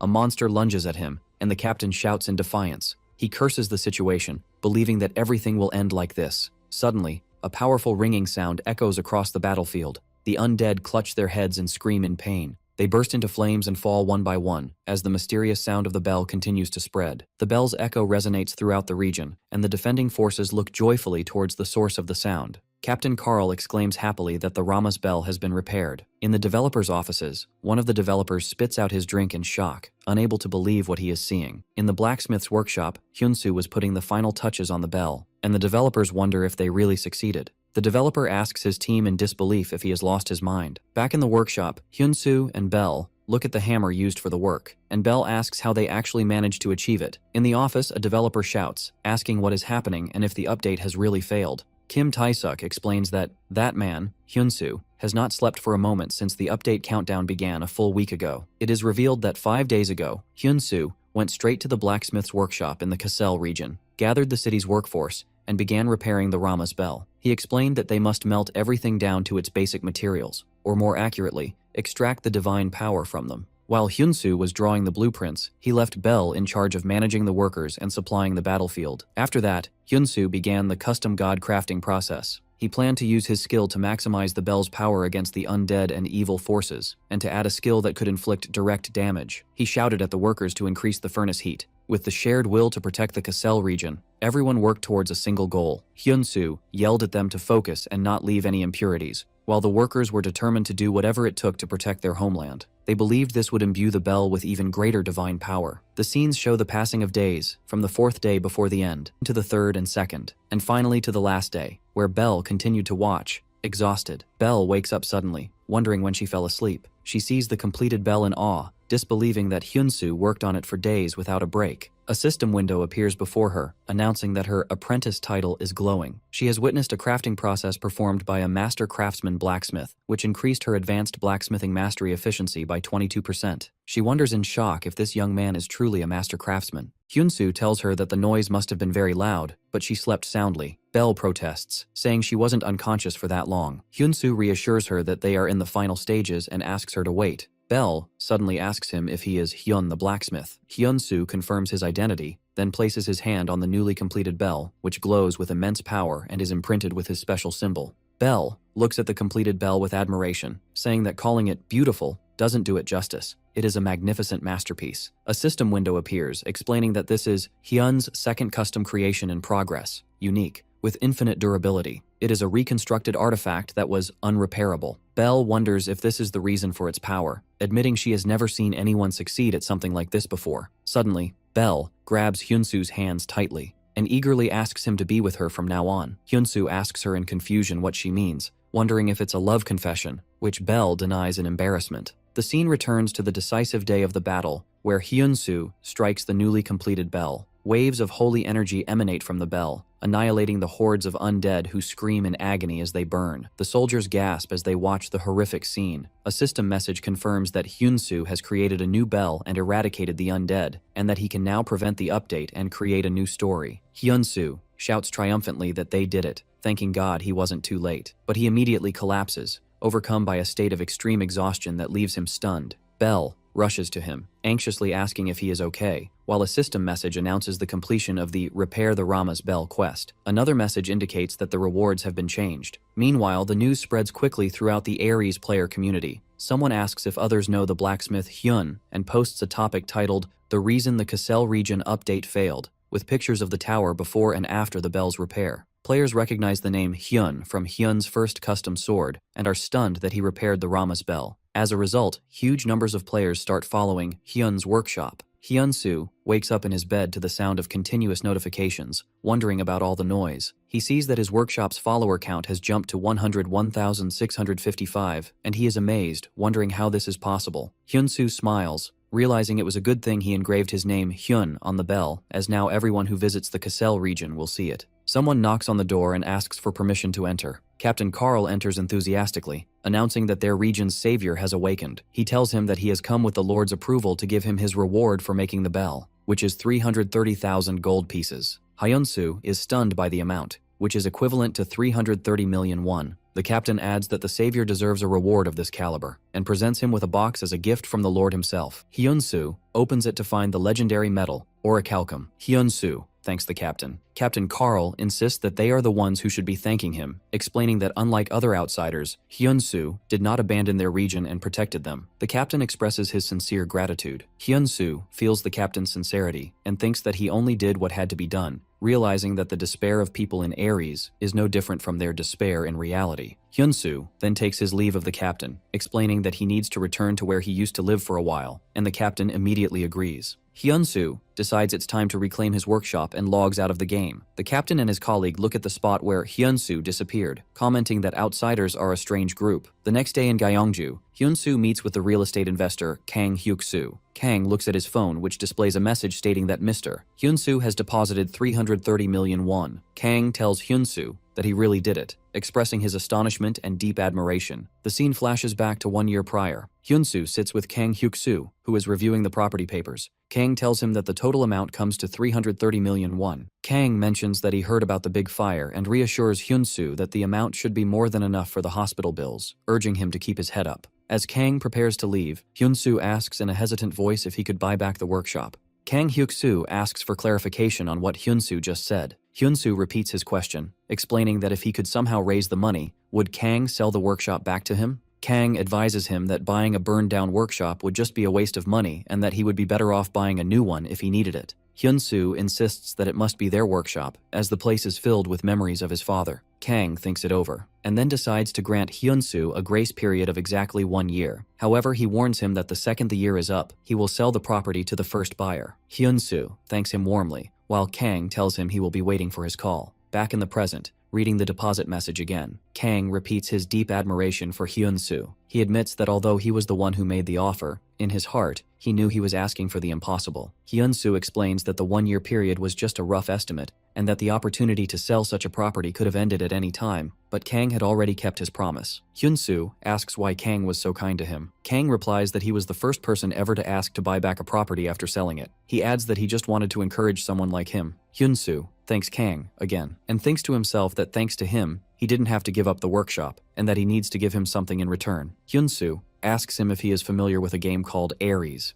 Kang laughs and replies that of course he knows it. Who hasn't heard of it these days? Hyunsu reveals that he is actually a blacksmith in Ares. Kang comments that this is the perfect job for him. Hyunsu offers to make him an artifact as a gift. Kang excitedly asks if he can make him a custom piece, regardless of the effect, type, or level. Hyunsu smiles and replies, of course, promising that he will make him anything he wants. Hyunsu enters a tavern, where Belle calls him over to sit with her. This is the first time they have seen each other since the undead incident. Belle complains about how hard it was to find him, and Hyun-soo apologizes, but she says she was just kidding. Belle properly introduces herself, explaining that she was the chief strategist for the Golden Shield Guild, and the one who built the guild into what it is today. She adds that on that day, she became certain of one thing, that Hyun-soo would one day become one of the top-ranking players. Therefore, Belle gets straight to the point. She tells him that when he eventually creates a guild, she wants to be its first member. Hyun-soo jokingly reminds her that she was calling him a scammer just the other day. Belle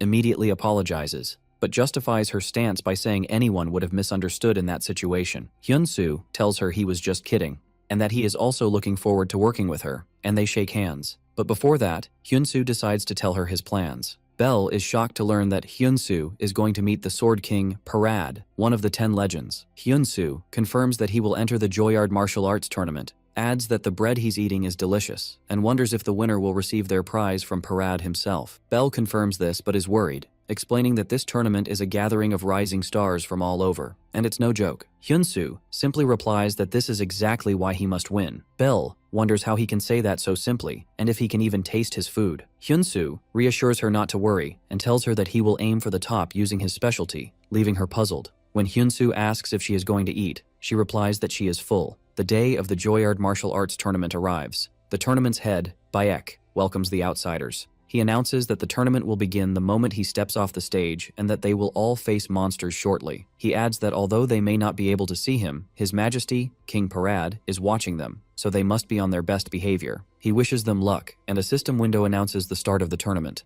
In the arena, the participants face the monsters. The first mission is to survive the golem's attack, with a 1-hour time limit. The participants rush into battle enthusiastically, with one expecting a golem to be the first opponent. A system window announces the first trial of the tournament. Whoever kills the stone golem, level 109, will receive a reward. A participant is surprised by the golem's high level, wondering if it was always this high and noting that the first round is supposed to be easy. Another participant recklessly charges, declaring, "First come, first served," but is immediately crushed by the golem, resulting in a forced logout. The other participants scream in terror and try to dodge the attacks, but they fall one by one and are logged out as well. The participants scream in terror, realizing this situation is completely different from the information they had, and wonder how they are supposed to defeat this thing. Hyun-soo stands observing the situation, while the other players curse their bad luck, realizing they've been deceived. Elsewhere, the tournament head Baek realizes the tournament has turned into a complete disaster. A stone golem from the high-level tournament has been mixed in by mistake. Baek fears that at this rate all tournament participants will be eliminated and decides he must see His Majesty immediately. Baek rushes into the king's chamber shouting, "Your Majesty," and insists they must stop the tournament now. But King Parad calmly rejects his request. Baek asks in confusion, "What? But the king interrupts him, asking if he still doesn't understand the situation. The king tells him to look closely at that warrior. In the arena, Hyun-soo fires a glowing arrow that hits the stone golem. It is revealed that this is Hyun-soo's third custom creation, the Orichalcum Aegisol, a special arrow that has the ability to return to the user after being fired. The other players are amazed, wondering how an arrow can return like a boomerang. Hyun-soo thinks that this arrow is the reward he got from the Cassel region, and that it's amazing that it's made of the legendary Orichalcum, performing as well as expected. Hyun-soo fires the arrow again, hitting the golem. As it returns, the arrow nearly hits another player, who yells at Hyun-soo to be careful unless he's trying to kill him, and Hyun-soo immediately apologizes. As a result of the hit, the stone golem is stunned for 4 seconds. The players shout that the golem is stunned, and that this is their chance to attack. The players launch an all-out assault, but the golem recovers and roars in anger. It begins to attack violently, and the players shout and warn each other. The golem continues its random rampage and heads towards Hyun-soo, while one player shouts that they just need to hold on a little longer and it will be over, and another yells at Hyun-soo to run. The players take the hit and struggle to stay alive. At the last moment, Hyun-soo switches his weapon to his daylight sword, declaring that it's not over yet. He blocks the golem's massive blow, but the force of the impact throws him to the ground. Baek pleads with King Parad, saying they must stop the tournament now, pointing out that the participant seems to have reached his limit. The king watches with interest, and suddenly something unexpected happens that catches his attention. In the arena, despite having fallen, Hyun-soo uses the emergency god crafting skill again. The crafting process completes, resulting in the Damascus wool dew. a weapon specifically designed to cleave through stone. With a single powerful strike, Hyunsu successfully defeats the stone golem. The Damascus Woldu disappears as it was an emergency creation, while Hyunsu receives a flood of level-up notifications. Hyunsu is amazed to realize his level has increased by 14, while the other players look at him in disbelief, wondering how he managed to defeat it. Hyunsu asks them in confusion if they weren't supposed to defeat it. The players reply that the mission was to survive, so how could they defeat a monster with such a huge level gap? They explain that the trial consists of 3 stages, and the appearance of this golem had already disrupted the balance. It wasn't there to be defeated. Hyunsu now understands the situation. Suddenly, Hyunsu feels extremely dizzy and loses consciousness. The other players gather around him, wondering if he has fainted, and notice that he hasn't been logged out. They start discussing how many weapons he used, initially thinking he was multi-skilled, but now realizing he is a weapon master, and wish they had just one of his amazing weapons. At that moment, Beck announces to all participants that due to an error on the organizer's part, the martial arts tournament will be suspended, and orders them all to leave. News of Hyunsu's achievement spreads rapidly online, with thousands watching a live stream of him unconscious in the arena. Viewers wonder how he managed to defeat the stone golem alone and ask for information about his bow and arrow. Someone notices that Hyunsu has dropped his arrow, and upon zooming in, they see the name Hyun engraved on it. The viewers immediately connect him to the Hyun who created the unrepairable bell in the Kassel region. They are stunned, wondering how a blacksmith could be so powerful, and marvel at his superior equipment. In the offices of the Beholder Company, the customer service team faces a flood of inquiries about why the tournament was suspended. The staff cannot provide clear answers, merely stating that it was a decision made by Ares's free will, or that it relates to an internal issue in the Kingdom of Joyard, and they apologize to the customers repeatedly. In the development department, an employee tells her team leader that there is a big problem. He tells her he is busy now. She informs him that the Joyard martial arts tournament has been suspended, and he replies nonchalantly that they knew this would happen. The employee shouts that this is not the problem, but that King Parad has summoned the user Hyunsu. The team leader is shocked, wondering how they could meet so quickly while the tournament arrangements still require time. The employee confirms that Hyunsu is on his way to the reception hall now. The team leader realizes he is in trouble and that he will be working all night again. He comments that this user defies all logic and his actions are unpredictable. He wonders what will happen if Hyunsu succeeds in Parad's request and their affinity reaches its maximum. He concludes that in that case, Hyunsu will master the art of the Sword King's swordsmanship and become the strongest blacksmith ever. The developer team leader comments that it won't be easy, as the decision rests on Parad's free will. His colleague expresses a feeling that Hyunsu will succeed, which worries the team leader, who asks her not to say such ominous things. The next day in the game, Hyunsu is escorted to the throne room, thinking that he will meet Parad sooner than he expected. Hyunsu kneels before King Parad, who addresses him as stranger. Parad explains that normally the prize would have been presented in front of everyone, but he asks for his understanding in simplifying matters due to the unexpected incident. He adds that everyone will acknowledge his remarkable performance as a weapon master yesterday. The king offers Hyunsu a monetary prize of 13,000 gold pieces. But Hyunsu suddenly stands up and interrupts the king, saying, "Your Majesty, I heard you were looking for me." The king's guards are enraged by his insolence, believing that such arrogance cannot be tolerated, no matter how rare the warrior, and wonder how he dares to speak while his majesty has not finished speaking. Hyunsu calmly replies, announcing that he is Hyun the blacksmith. The guards' anger grows, and they prepare to remove him immediately. But King Parad orders them to stop, confirming that Hyunsu is the guest he has been waiting for. Hyunsu formally greets His Majesty King Parad. Parad, one of Ares's 10 legends, tells him that he has taken his time. Hyunsu replies that the road here was rough. Parad asks him if he knows why he was summoned. Hyunsu guesses that it is to commission him to forge a sword, which the king confirms. Parad explains that even the best blacksmith in the kingdom, and even Tank, the master of the sword tower, have failed at this task. For this reason, he wants to know what makes Hyunsu trustworthy. Under immense pressure, Hyunsu replies that he has only one thing. He has come all this way believing in nothing but his own skill. King Parad laughs loudly, impressed by the stranger's boldness. The king decides to bet on Hyunsu's confidence and orders his men to bring what he has prepared. A glowing chest is presented before Hyunsu. The chest contains 100-year-old cold iron, a special ore that has absorbed cold for 100 years and possesses fire resistance and ice properties. Hyunsu looks at the metal in amazement, thinking it looks like it came straight out of a martial arts novel. Parad specifies his request. He wants a sword of epic grade or higher that emanates frost. He promises that if he is satisfied, he will grant him anything he desires. But he warns him that if he is disappointed, he will never set foot in the Kingdom of Joyard again. A quest window appears, titled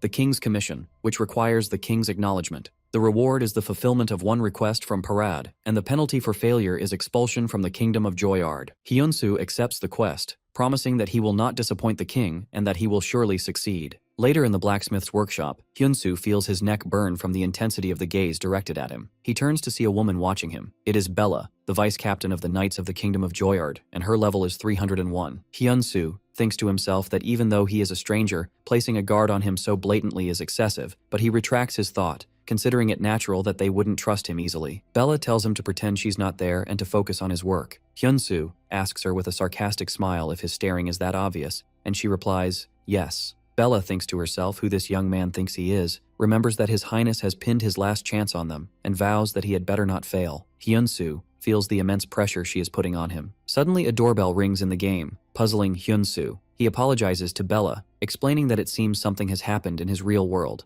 and asks if she minds if he steps out for a moment. Hyun-soo wakes up in his capsule in the real world and goes to open the door. He is surprised to see the landlady. Hyun-soo asks her the reason for her visit. The lady tells him that she has decided to sell the house, explaining that her husband has recently been unemployed and they need to sort things out, and she apologizes to him. Hyun-soo tells her not to apologize, feeling that he is the one who should be sorry for renting the place for cheaper than the market rate and being late with the rent several times. He asks her when he needs to leave, and she tells him that she will need him to vacate within 2 weeks. The lady feels ashamed before him, but he asks her not to say that, assuring her that he has lived well here and bows to her respectfully. After she leaves, Hyun-soo repeats the deadline to himself. 2 weeks. Hyun-soo feels exhausted. He thinks that although he earned a good amount of money in Aries, his father's hospital bills cost tens of millions, and buying back the burnt workshop cost him 330 million won. Moreover, he hasn't even started his own burn treatments. He wonders in despair, where is he supposed to go now? At that moment, his phone rings. The caller is Kim Hyoen, Belle. When he answers, Belle asks him what he is doing and tells him she has a good idea about the quest, which is why she called.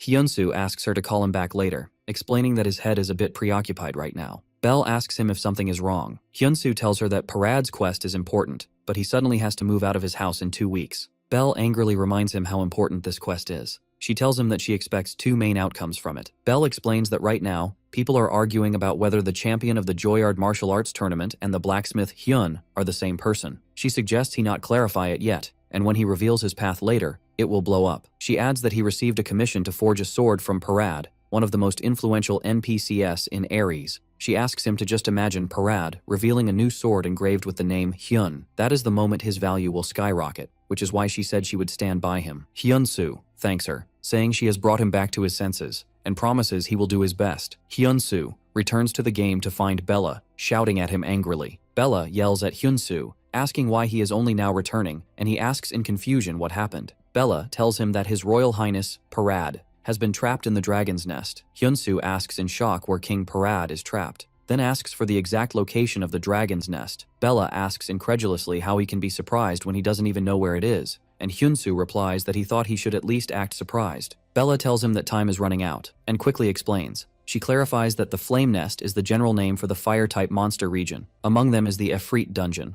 a place from which no one has returned alive except for His Majesty King Parad. Hyun-soo wonders why the king would enter a dungeon he has already visited, especially since he hasn't received the weapon he commissioned him to make. Bella answers that it is because His Majesty's target of revenge is there. Hyun-soo is surprised to hear the words, target of revenge. The scene shifts to the Flame Nest, where King Parad arrives, suffering from his injuries. He looks at the gate before him, realizing that once he steps through it, everything will begin. He thinks that even his current sword will not be enough. He feels relieved that his men were able to escape safely, but he knows that reinforcements will take at least 3 days to arrive. He smiles bitterly, admitting that perhaps he should have waited for the stranger to finish the sword. A sad memory creeps into his mind, and he wishes his son Ban were still alive. He would have been about the same age as that young man Hyun-soo. He remembers how his son died in his arms, calling out, "Father." In that painful memory, Parad asks his son how he came here without telling him. Ban replies that he thought if he conquered this dungeon, he would finally become a son his father could be proud of. But he now realizes he was too weak and apologizes. Parad shouts at his son that there is no need to apologize and tells him to hold on to life. But Ban apologizes to his father again, then breathes his last in his arms, leaving Parad to cradle his lifeless body in despair. In the present, Parad decides it would have been better to wait for the stranger's sword, but he cannot let Efreet escape. He has waited years for him to appear and is determined to eliminate him. Then Parad walks steadily toward the blazing dungeon gate. Bella explains that since the prince's death, His Majesty has tried every way to hunt down Efreet, but Efreet has not revealed himself so easily. She adds that this might be His Majesty's last chance. Bella frankly admits that she finds it difficult to trust a stranger like Hyun-soo, but she adds that if His Majesty entrusted this to him, there must be a reason. Then Bella bows before him, and as a knight of the Kingdom of Joyard, she begs him to save His Majesty. A new emergency quest appears, titled A Sword That Can Save the King. The quest requires accepting Bella's request, with the reward being an increase in her trust, and the penalty for failure being Parad's death. The mission is to forge a blade capable of saving him. Hyun-soo thinks about Parad's tragic story. He remembers how, on that day, he too almost lost everything in the flames. He wonders if he could have moved on if he had lost his family like Parad. With firm resolve, he tells Bella that he will do everything he can. Hyun-soo immediately starts working in the workshop, hammering the metal enthusiastically, then plunging it into water. He thinks that they say Efreet's heat can melt even unique grade weapons. He concludes that he will need to forge a weapon that surpasses the unique grade. He decides to focus on the effect of the frozen stone, which is unsolvable. As he works, a system window appears, telling him that his understanding of the 100-year-old cold iron has deepened. Another message appears announcing that the spirit of the blacksmith has been activated. The message explains that while forging this blade, Hyun-soo immersed himself in the work more than anyone else. His passion, determination, and empathy have driven him into a state of complete focus. As a result, the system announces that Hyun's first legendary grade sword is being forged. A bright light emanates from the workshop, and Bella wonders if it is complete. Hyun-soo stands holding the new glowing sword and declares that it is time to go save His Majesty King Parad. Meanwhile, in the flame nest, Parad screams in pain as he takes a heavy blow. He gets to his knees, determined to end this today. The leader of the flame nest, Efreet, of level 409, appears before him. Parad shouts Efreet's name, who scoffs at him, saying he has no idea how long he has waited to meet him. Then they charge at each other in an epic battle, and Efreet lets out a deafening roar. The fierce battle between King Parad and Efreet continues. Parad blocks Efreet's violent fiery attacks, but Efreet's immense power overwhelms him. Parad is surprised to see that Efreet's sword is formed from pure flame, and a series of violent blows that he cannot block follows. Efreet shouts in triumph and unleashes a wave of his flames, forcing Parad to retreat in pain. Efreet laughs triumphantly, while Parad kneels, defeated, and curses the situation, believing it has ended in failure. Efreet prepares to deliver the final blow, and throws his spear towards Parad. A huge icy sword appears out of nowhere, stopping Efreet's attack. Hyun-soo and Bella have arrived just in time. Bella shouts at King Parad and tells him to use the new sword. Parad grabs the new glowing sword that was thrown before him. A system window appears, displaying the details of Hyun's custom sword for Parad, legendary. The sword possesses amazing special abilities, plus 343% resistance to the fire attribute, plus 194% attack power with the ice attribute, and a massive plus 397% increase in ice attribute attack power against fire monsters. It also has an active skill called Frost Flower. Hyun-soo asks the king to try using it. Parad grips the sword, which glows with icy power. Parad unleashes the Frost Flower skill, and a mighty wave of ice sweeps across the battlefield, freezing Efreet's fiery attacks.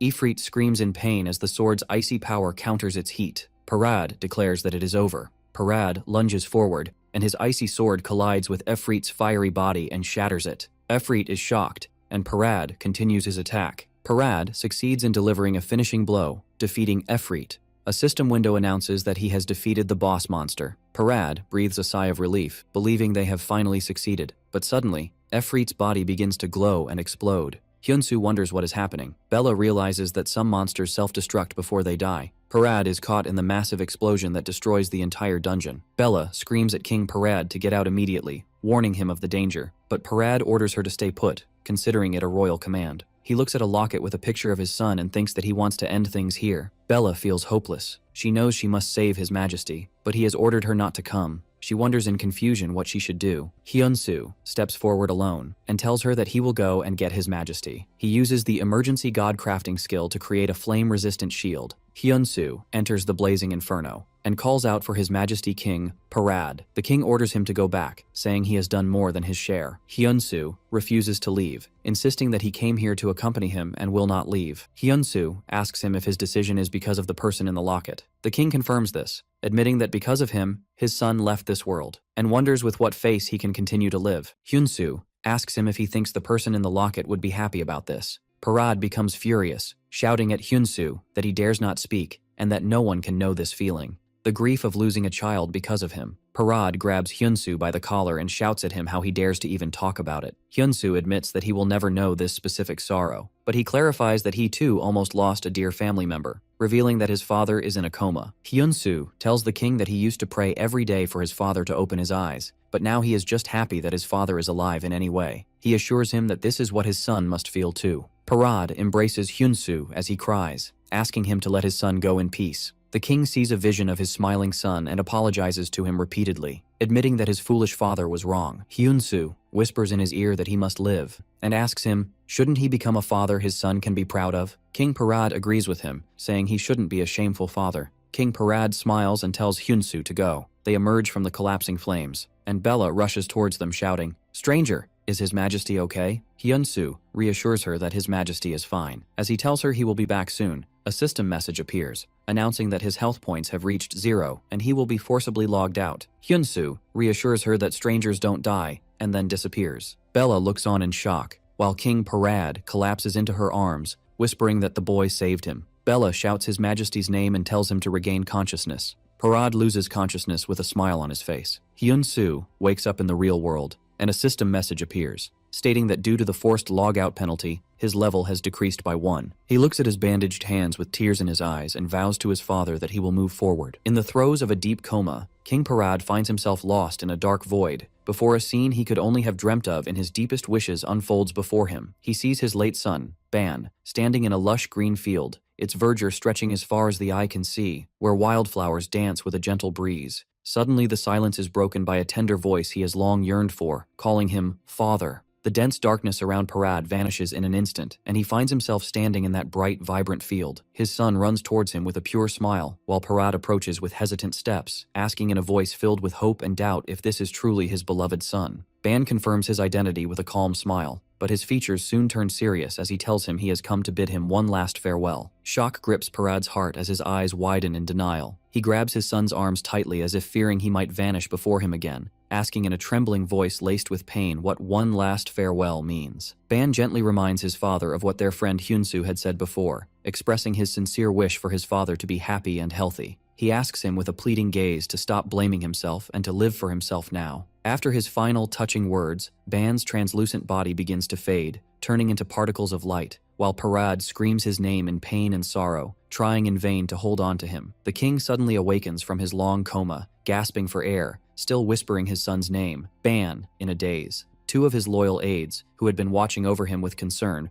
rush to his side. They tell him in utter amazement that he has finally woken up after being unconscious for 3 whole days and anxiously ask him how he is feeling. Parad tells his aides calmly and steadily, in a hoarse voice, that his son Ban visited him in his dream to say goodbye. He then adds with a tone of deep gratitude that he owes this miracle to that boy, and orders his aides to bring Hyunsu to him at once, as he desperately needs to see and speak with him. Later, as the king sits in a quiet room, bathed in the warm sunlight streaming through a large window, a guard announces Hyunsu's arrival in a formal tone. Hyunsu enters the room with steady steps and performs the royal greeting to King Parad with a respectful bow, who motions for him to rise and be at ease with a calm look. Hyunsu respectfully asks the king about his condition and health. The king replies that he feels fine now and invites him to sit on the opposite chair, explaining that he summoned him to ask about an important matter on his mind. Parad tells him in a serious tone that he is well aware that outsiders like him are immortal beings who are reborn even after death, but he believes this immortality doesn't necessarily mean they do not fear death and its pain. He then looks directly into Hyunsu's eyes and asks him the real reason that drove him to risk his life to save him in that dire situation. Hyunsu answers truthfully that there were 2 main reasons that compelled him. He explains that the first reason was that he saw in the king's eyes a heavy burden and a deep sorrow similar to the one he carries in his own heart, and he wished with all his heart that the king would choose to continue living and face life. The king deeply contemplates these sincere words, instinctively touching his chest and repeating the phrase, "a burden like my own," as if trying to process it.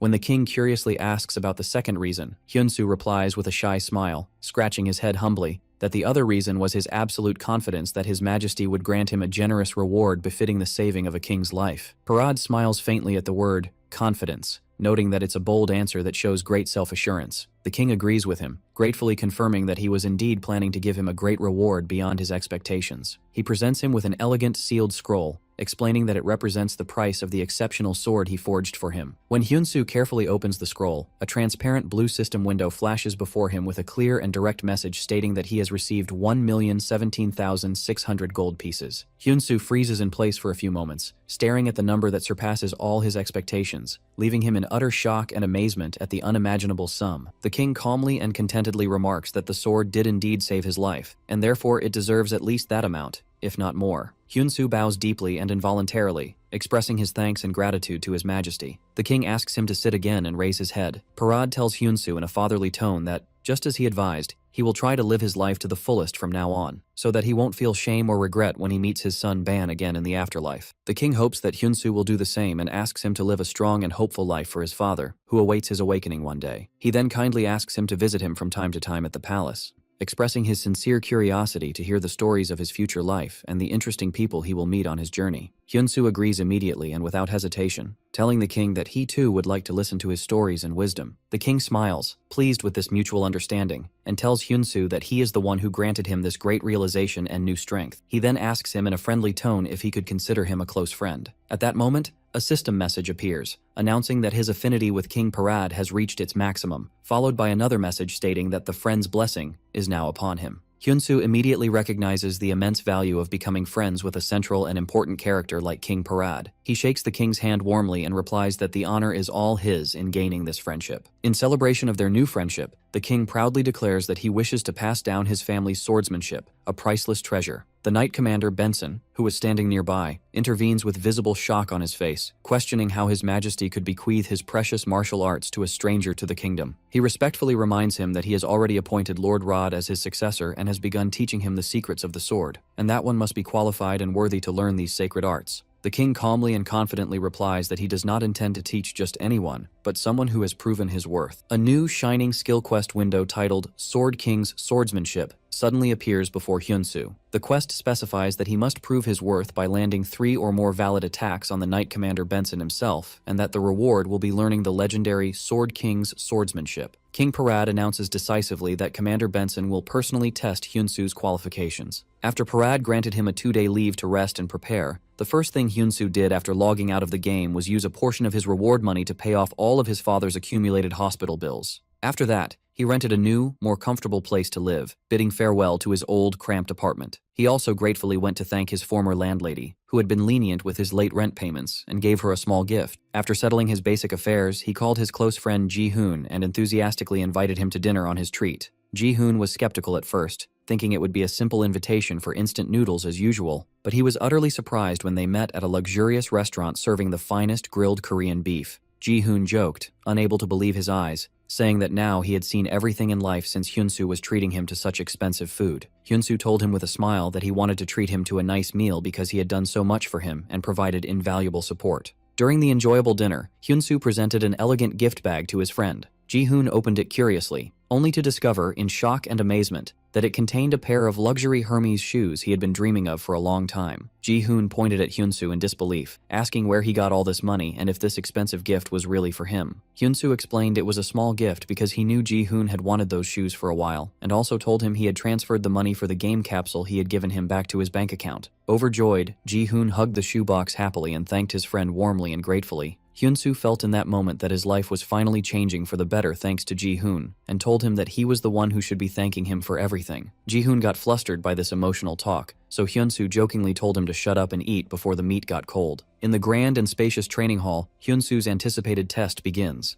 Knight Commander Benson tells him in a formal tone to draw his weapon, asserting that he will not go easy on him just because he has become a friend of His Majesty. In an unexpected move, Hyun-soo pulls out a piece of raw metal from his pouch instead of a ready-made sword. Hyun-soo responds calmly and confidently that he is looking forward to it and expects no leniency. Suddenly, Hyun-soo uses the emergency god crafting skill. Benson and the knights present are surprised by the bright light and heat emanating from the weapon being forged in a flash between Hyun-soo's hands. When the dazzling light fades, Hyun-soo appears holding a plain-looking, simply designed sword. Benson initially thinks he was expecting something amazing and legendary to appear, but all he sees is an ordinary, unremarkable sword. Benson charges forward to attack with confidence, mockingly wondering if Hyunsu really thinks he can defeat the kingdom's knight commander with such a simple and primitive sword. As the blades clash forcefully, Benson realizes in a split second that the sword Hyunsu just crafted has extremely low durability and is incredibly fragile. As soon as the blades touch, Hyunsu's brittle sword shatters instantly in a loud explosion, scattering into countless metal fragments. These sharp fragments fly in every direction like small projectiles, piercing Benson's armor and hitting his body in several different places, causing him to let out a sudden cry of both pain and surprise. The fragments fall to the hall floor with a metallic clatter, but fortunately, they did not cause any significant damage or deep wounds to Benson. Hyunsu stands calmly and coolly explains that his mission was to succeed in attacking him, not to win the duel itself. A series of system messages appear before him, confirming the success of the consecutive attacks, and the count rapidly increases, announcing that the total number of successful hits the commander received is 59. Hyunsu adds that there was no rule in the test conditions that prevented him from using this innovative method. The astonished Benson, looking at the scratches on his armor, admits that he would have never imagined such a clever and deceptive plan. Addressing Hyunsu now as Lord with all due respect, he asks him about his true identity and who he really is.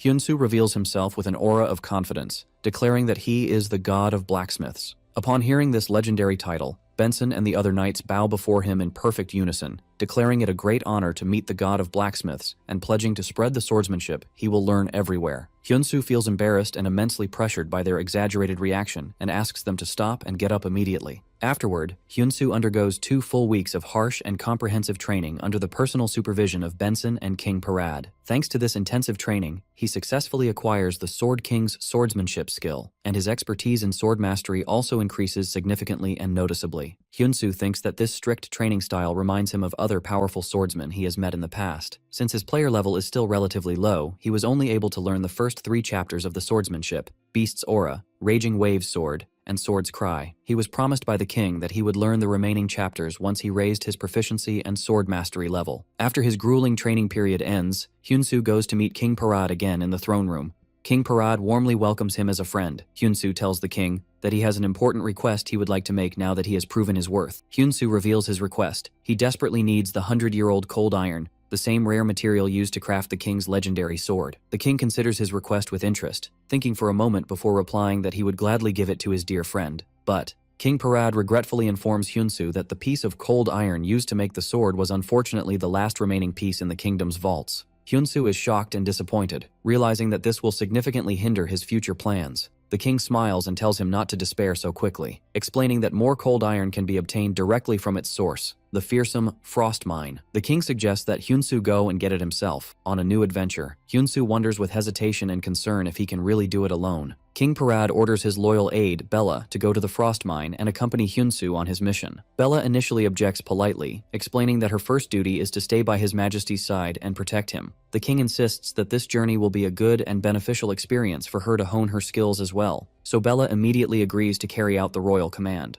The king uses his recent victory in a dungeon to announce before a crowd of players and nobles his success in conquering Ifrit's tomb. The players are impressed by the news, commenting that Parad is truly a legendary figure and deserves the title Sword King. Some sharp-eyed players notice the stunning sword Parad proudly carries, pointing out its strong and unique icy aura. Upon closer inspection using evaluation skills, they discover with shock that the name Hyun is engraved in small, intricate letters on it. The players recognize the name immediately, as it was also written on the arrow used by the winner of the recent martial arts tournament, leading them to speculate that the mysterious blacksmith Hyun is now in the kingdom of Joyard. Players eagerly discuss the mysterious identity of the blacksmith Hyun in forums, as his age, level, and even gender have not been revealed. A funny rumor spreads that he is a portly man in his 40s who spends all his time in his workshop. Regardless of his true identity, a large number of players begin to follow his virtual workshop in the hope that he will accept their requests and craft legendary weapons for them one day. In the real world, Hyunsu, checking his smartphone, notices that his workshop's follower count has skyrocketed to 310,000 thanks to Parad's blatant display of his sword during his official speech. He realizes that everyone has become very interested in the blacksmith Hyun and is searching for him. And he thinks about the chaos that might ensue if it were revealed that the winner of the tournament is the same person as the blacksmith Hyun. He decides it's best to be extremely cautious for now and not reveal his identity, as he still has a lot of work to do to achieve his goals. Before heading to the dangerous frost mine, Hyunsu decides to send a message to someone he has not yet been able to express his gratitude to. Elsewhere, Kang Hyuk-soo, the wealthy real estate investor and high-level casual player, sits in his luxurious office and reflects that King Parad has finally succeeded in clearing Ifrit's tomb after 3 failed attempts, considering it a dungeon impenetrable for current players. Kang bitterly recalls his many failed attempts to enter that dungeon to complete a special and rare quest, as all his unique and expensive armors would melt from the unbearable intense heat inside. He sighs to himself that he has plenty of money, but lacks the powerful tools and equipment to achieve his ambitions,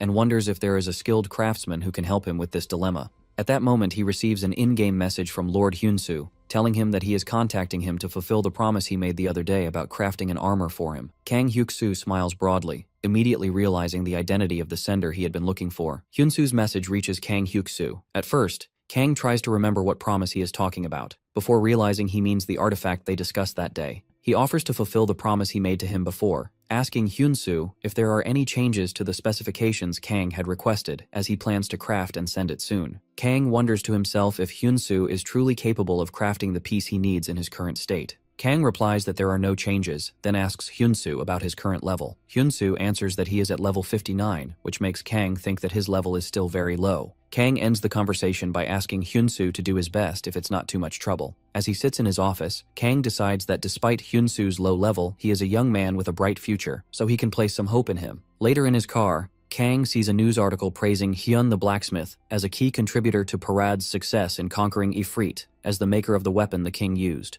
Kang wonders if he should send a request to Hyun the Blacksmith as well, but he quickly abandons the idea, convinced that Hyun, who rejects requests from top players, would never accept a request from a casual player like him. Kang feels frustrated, realizing that the time left for him to complete his class change quest is running out, and finally decides he must try sending the request to Hyun the Blacksmith at least once. Meanwhile, Hyun-soo and Bella arrive at the frost mine. Hyun-soo is amazed by the icy landscape, and a system message appears, announcing that he is the first user to enter this mine and will receive double experience points for a week as a reward. Hyun-soo smiles, happy to be the first and to get double experience. He asks Bella if she has visited the place before, and she replies that it's her first time as well. Hyun-soo thinks that she is still cold and distant. Suddenly, a young man carrying a pickaxe appears before them and asks how they got here, explaining that this place cannot be entered without permission. Bella steps forward, introduces herself as the vice captain of the Royal Knights, and shows him a document proving their entry with royal permission. The young man is stunned to see the royal seal for the first time and expresses his awe of the royal family. He introduces himself as Vanya, a miner, and Hyun-soo introduces himself as a blacksmith. Vanya tells them he is happy to see strangers after a long time, but insists he cannot allow anyone to enter this mine. As Hyun-soo worries about what to do, Vanya smiles and tells them that fortunately, his father is the chief of the miners.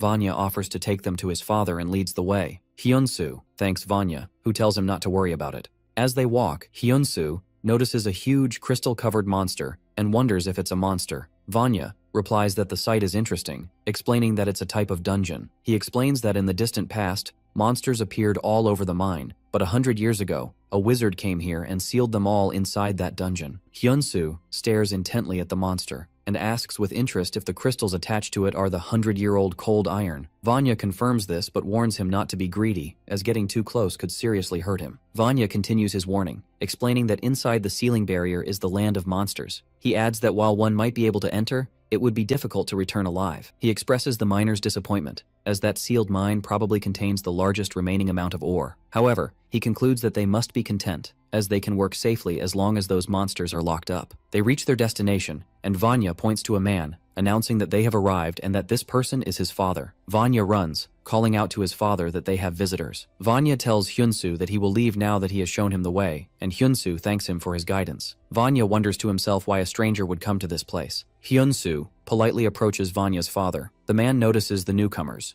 a royal knight, Bella, and a stranger, Hyun-soo. Hyun-soo confirms that he is indeed a stranger. The man, named Lek, and the chief of the miners, level 231, thinks. Lek comments that they are an odd combination and asks why they have come. Hyun-soo explains that he is looking for an ore better than the 100-year-old cold iron, better than anything else. Lek seems surprised, repeating the phrase, an ore better than that? Hyun-soo asks him if he knows anything about it. Lek thinks to himself about the existence of an ore better than cold iron, then replies that such a thing exists, but he has no reason to tell him, especially to a greedy stranger like him. Lek thinks that if news of such an ore in the frost mine spreads, the mine would surely fall into chaos. He glances at Bella, noticing that this stranger has come with permission from the royal family. Lek wonders if there's a way to gently persuade them to leave. He then asks Hyun-soo if he has ever mined ore before. Hyun-soo shakes his head and answers no. Lek explains that an average miner digs up 3 pieces of ore a day. He then makes an offer. If Hyun-soo can extract 40 pieces within a week, he will give him the information. A quest window, Grade A, appears before Hyun-soo, asking him to extract 40 pieces of ore within 1 week. The condition is that he must be the one who received Lek's offer. The reward varies by quantity, and the penalty for failure is not getting the information about the rarest ore. Lek asks Hyun-soo if he accepts the offer. Hyun-soo clenches his fist and asks what he will do if Hyun-soo extracts more than 40. Lek seems a bit surprised. Lek scoffs, saying it won't happen, but if Hyun-soo succeeds, he promises to personally extract the ore for him, provided that Hyun-soo receives no help from his companions. Hyun-soo asks if he promises. Lek agrees and gives his word. Hyun-soo tells him he will see him in a week. After Hyun-soo and Bella leave, Lek suddenly shouts and calls for his son, knowing he was hiding, and orders him to come out. Lek scolds his son Vanya, asking why he's wandering around while injured, not to mention eavesdropping on them, and grabs his ear. As they walk away, Bella asks Mr. Hyun-soo why he provoked the mine chief, Lek. Hyun-soo holds out his hand and explains that the truth is, he knew he was coming to the mine, so he prepared something in advance. An advanced glowing mining axe materializes in his hand. Hyun-soo smiles as he holds his axe, determined to get the better ore no matter what it takes. Bella stands behind him, thinking to herself that His Majesty has befriended a very eccentric person. 2 weeks later, Lek sits in contemplation. He remembers that the stranger, Hyun-soo, said he wouldn't leave the mine for a week, but Lek remains convinced that his success, even if he stayed that long, is completely impossible. Suddenly, Lek hears footsteps and is surprised to see the shadow of a person emerging from the mine entrance. Hyun-soo appears, covered in soot, and Lek exclaims that the stranger has finally come out. Lek jokes that his face at least looks like a miner's now. Then he seriously announces that the promised deadline has come and asks him to show the results. Hyun-soo says, "1 moment." Lek scoffs to himself, thinking it's just as he expected and that there's no way a stranger could succeed at this. But suddenly, Hyun-soo extends his hand and pours out a huge pile of various ores in front of him. Lek jumps back in complete shock as he sees the glittering mountain of ores before him. Hyun-soo wipes the soot from his face, announcing the total, 200 pieces. Lek shouts, pointing at Hyun-soo in disbelief, asking who he really is, and if he is the legendary miner. Hyun-soo says no, and nonchalantly replies, holding his axe, that he is just an ordinary blacksmith, he thinks. A system window shows the specs of his axe. Damascus sword and axe, of unique grade, with 12,000 durability and 332 attack, with no restrictions on its creator, but requires level 50 to 200 for others. The weapon has a special ability to increase cutting power against stone by 170% and reduce durability damage from stone by 70%, as well as an active skill called Damascus Axe. The description explains that it's a sword made by Hyun, specifically for cutting stone, and it can sometimes transform into an axe, as Hyun-soo is shown currently using it as an axe. Lek looks at the massive pile of ore and mutters that he understands. Lek realizes that Hyun-soo has accomplished the task in his own way as a blacksmith. Lek offers a formal apology to Hyun-soo for underestimating him and invites him to dinner that night. Hyun-soo smiles and they shake hands, with Hyun-soo declaring he would be happy to attend. Hyun-soo asks if he can invite Lady Bella as well, and Lek immediately agrees. Later in a noisy tavern, Bella sits quickly emptying her glass. Vanya and Hyun-soo ask her why she is drinking so fast by herself and urge her to drink slowly and chat with them. Bella replies that she feels more comfortable this way, which disappoints them. Suddenly a large miner bumps Hyun-soo's shoulder. He eagerly asks if he really extracted 200 pieces of ore and isn't lying. Hyun-soo confirms it with a laugh. The miners gather around him, and the worker asks about the meteorite ore and how many pieces he got. Hyun-soo replies that he got about 20 pieces, and everyone marvels at this incredible achievement. The worker says he heard about his famous special axe and asks him to show it. Hyun-soo agrees, and summons his Damascus axe, which materializes in his hand with a bright light. Hyun-soo presents it to the fascinated miners, explaining that it's a Damascus axe, and that it's a tool made specifically for mining. Hyun-soo explains to the miners that his axe enhances mining power by over 200%, which is what enabled him to complete the task Lek gave him. He enthusiastically adds that it can also be transformed into a sword, in which case its rock-cutting ability improves, making it very useful. Bella watches Hyun-soo as he talks excitedly about the thing he made, thinking to herself that a blacksmith is still a blacksmith. The other miners get excited, and one declares that if a rookie miner dug all this, they can't fall behind, and they shout that they will work like crazy tomorrow. They surround Hyun-soo, offer him a drink first, and tell him not to be a stranger. The workers declare that he is now a miner and part of their crew. Hyun-soo laughs and thanks them. They urge him to drink as if his life depends on it and ask him to drink more. Hyun-soo laughs with them as they celebrate. Later, Lek takes Hyun-soo and Bella to another location,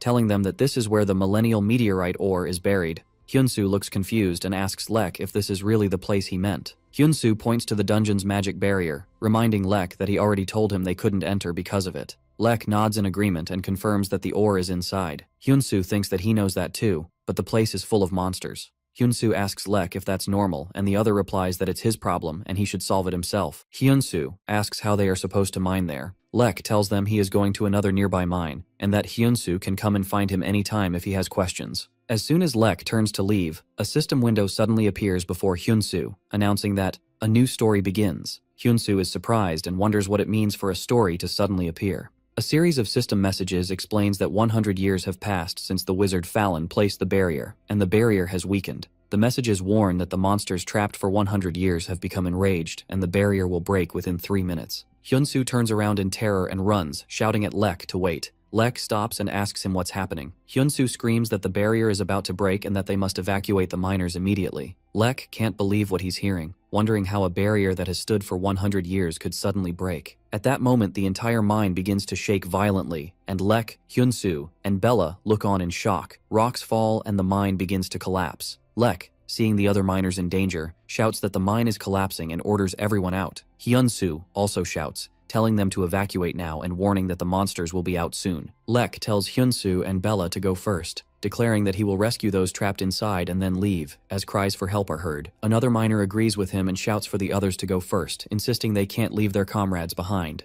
Lek confirms they are right and that they can't leave either. Lek grabs his axe, guessing that the magic designed to collapse the mine has been activated. He declares that they will rescue the trapped and then evacuate. Hyun-soo thinks that the magic won't work correctly and the monsters will pour out. He wonders what to do, and a new quest appears. The quest is rank A and is exclusive to Hyun-soo because he triggered this new chapter. The reward is unspecified, but the penalty for failure is the death of the miners. The description explains that there are 58 people inside and 38 outside in danger, for a total of 96 living miners. The goal is to prevent them from dying, and the rewards will depend on the number of survivors. Hyun-soo grits his teeth, thinking that these NPCs talk boldly about rewards based on their numbers, but aren't these people just as real as those in Ares? Hyun-soo summons his sword, ready to fight. Hyun-soo prepares for battle with his sword and asks Lady Bella to cover his back if he misses any monsters. Bella asks him in amazement if he's not scared and how he is bravely stepping forward again. Hyun-soo smiles and reminds her of what he said before, that strangers don't die. Hyun-soo announces his plan to block the dungeon entrance to prevent the monsters from getting out. Hyun-soo stands firmly before the cracking barrier, from behind which the enraged stone monsters are visible. Hyun-soo wonders if this power will be enough to deal with them. Holding his Damascus sword, he realizes that this sword alone won't be enough. It's impossible. Hyun-soo thinks of a way to restrain their movement and decides he needs something entirely new. He decides to use emergency god crafting with a large amount of ore to create a new, powerful weapon. He wonders to himself if using this skill, which they haven't tried before, is a good idea. He imagines that if he tries to craft the emergency weapon using many suitable ores, the effect will generate one powerful blow. Hyun-soo focuses, and through his skill, he creates a great sword of cold iron. At that moment, the countdown to the barrier breaking begins, and the barrier shatters completely. Hyun-soo shouts, "Come on," as he faces the emerging monsters. The stone monsters rush towards him. A stone troll, level 113, a stone orc, level 107, and a stone wolf, level 110. Hyun-soo notes that the weapon made with emergency crafting disappears after one use and that the ignore effect is active. Hyun-soo charges towards the monsters with his new greatsword, declaring that as long as he guards this place, not a single one of them will pass.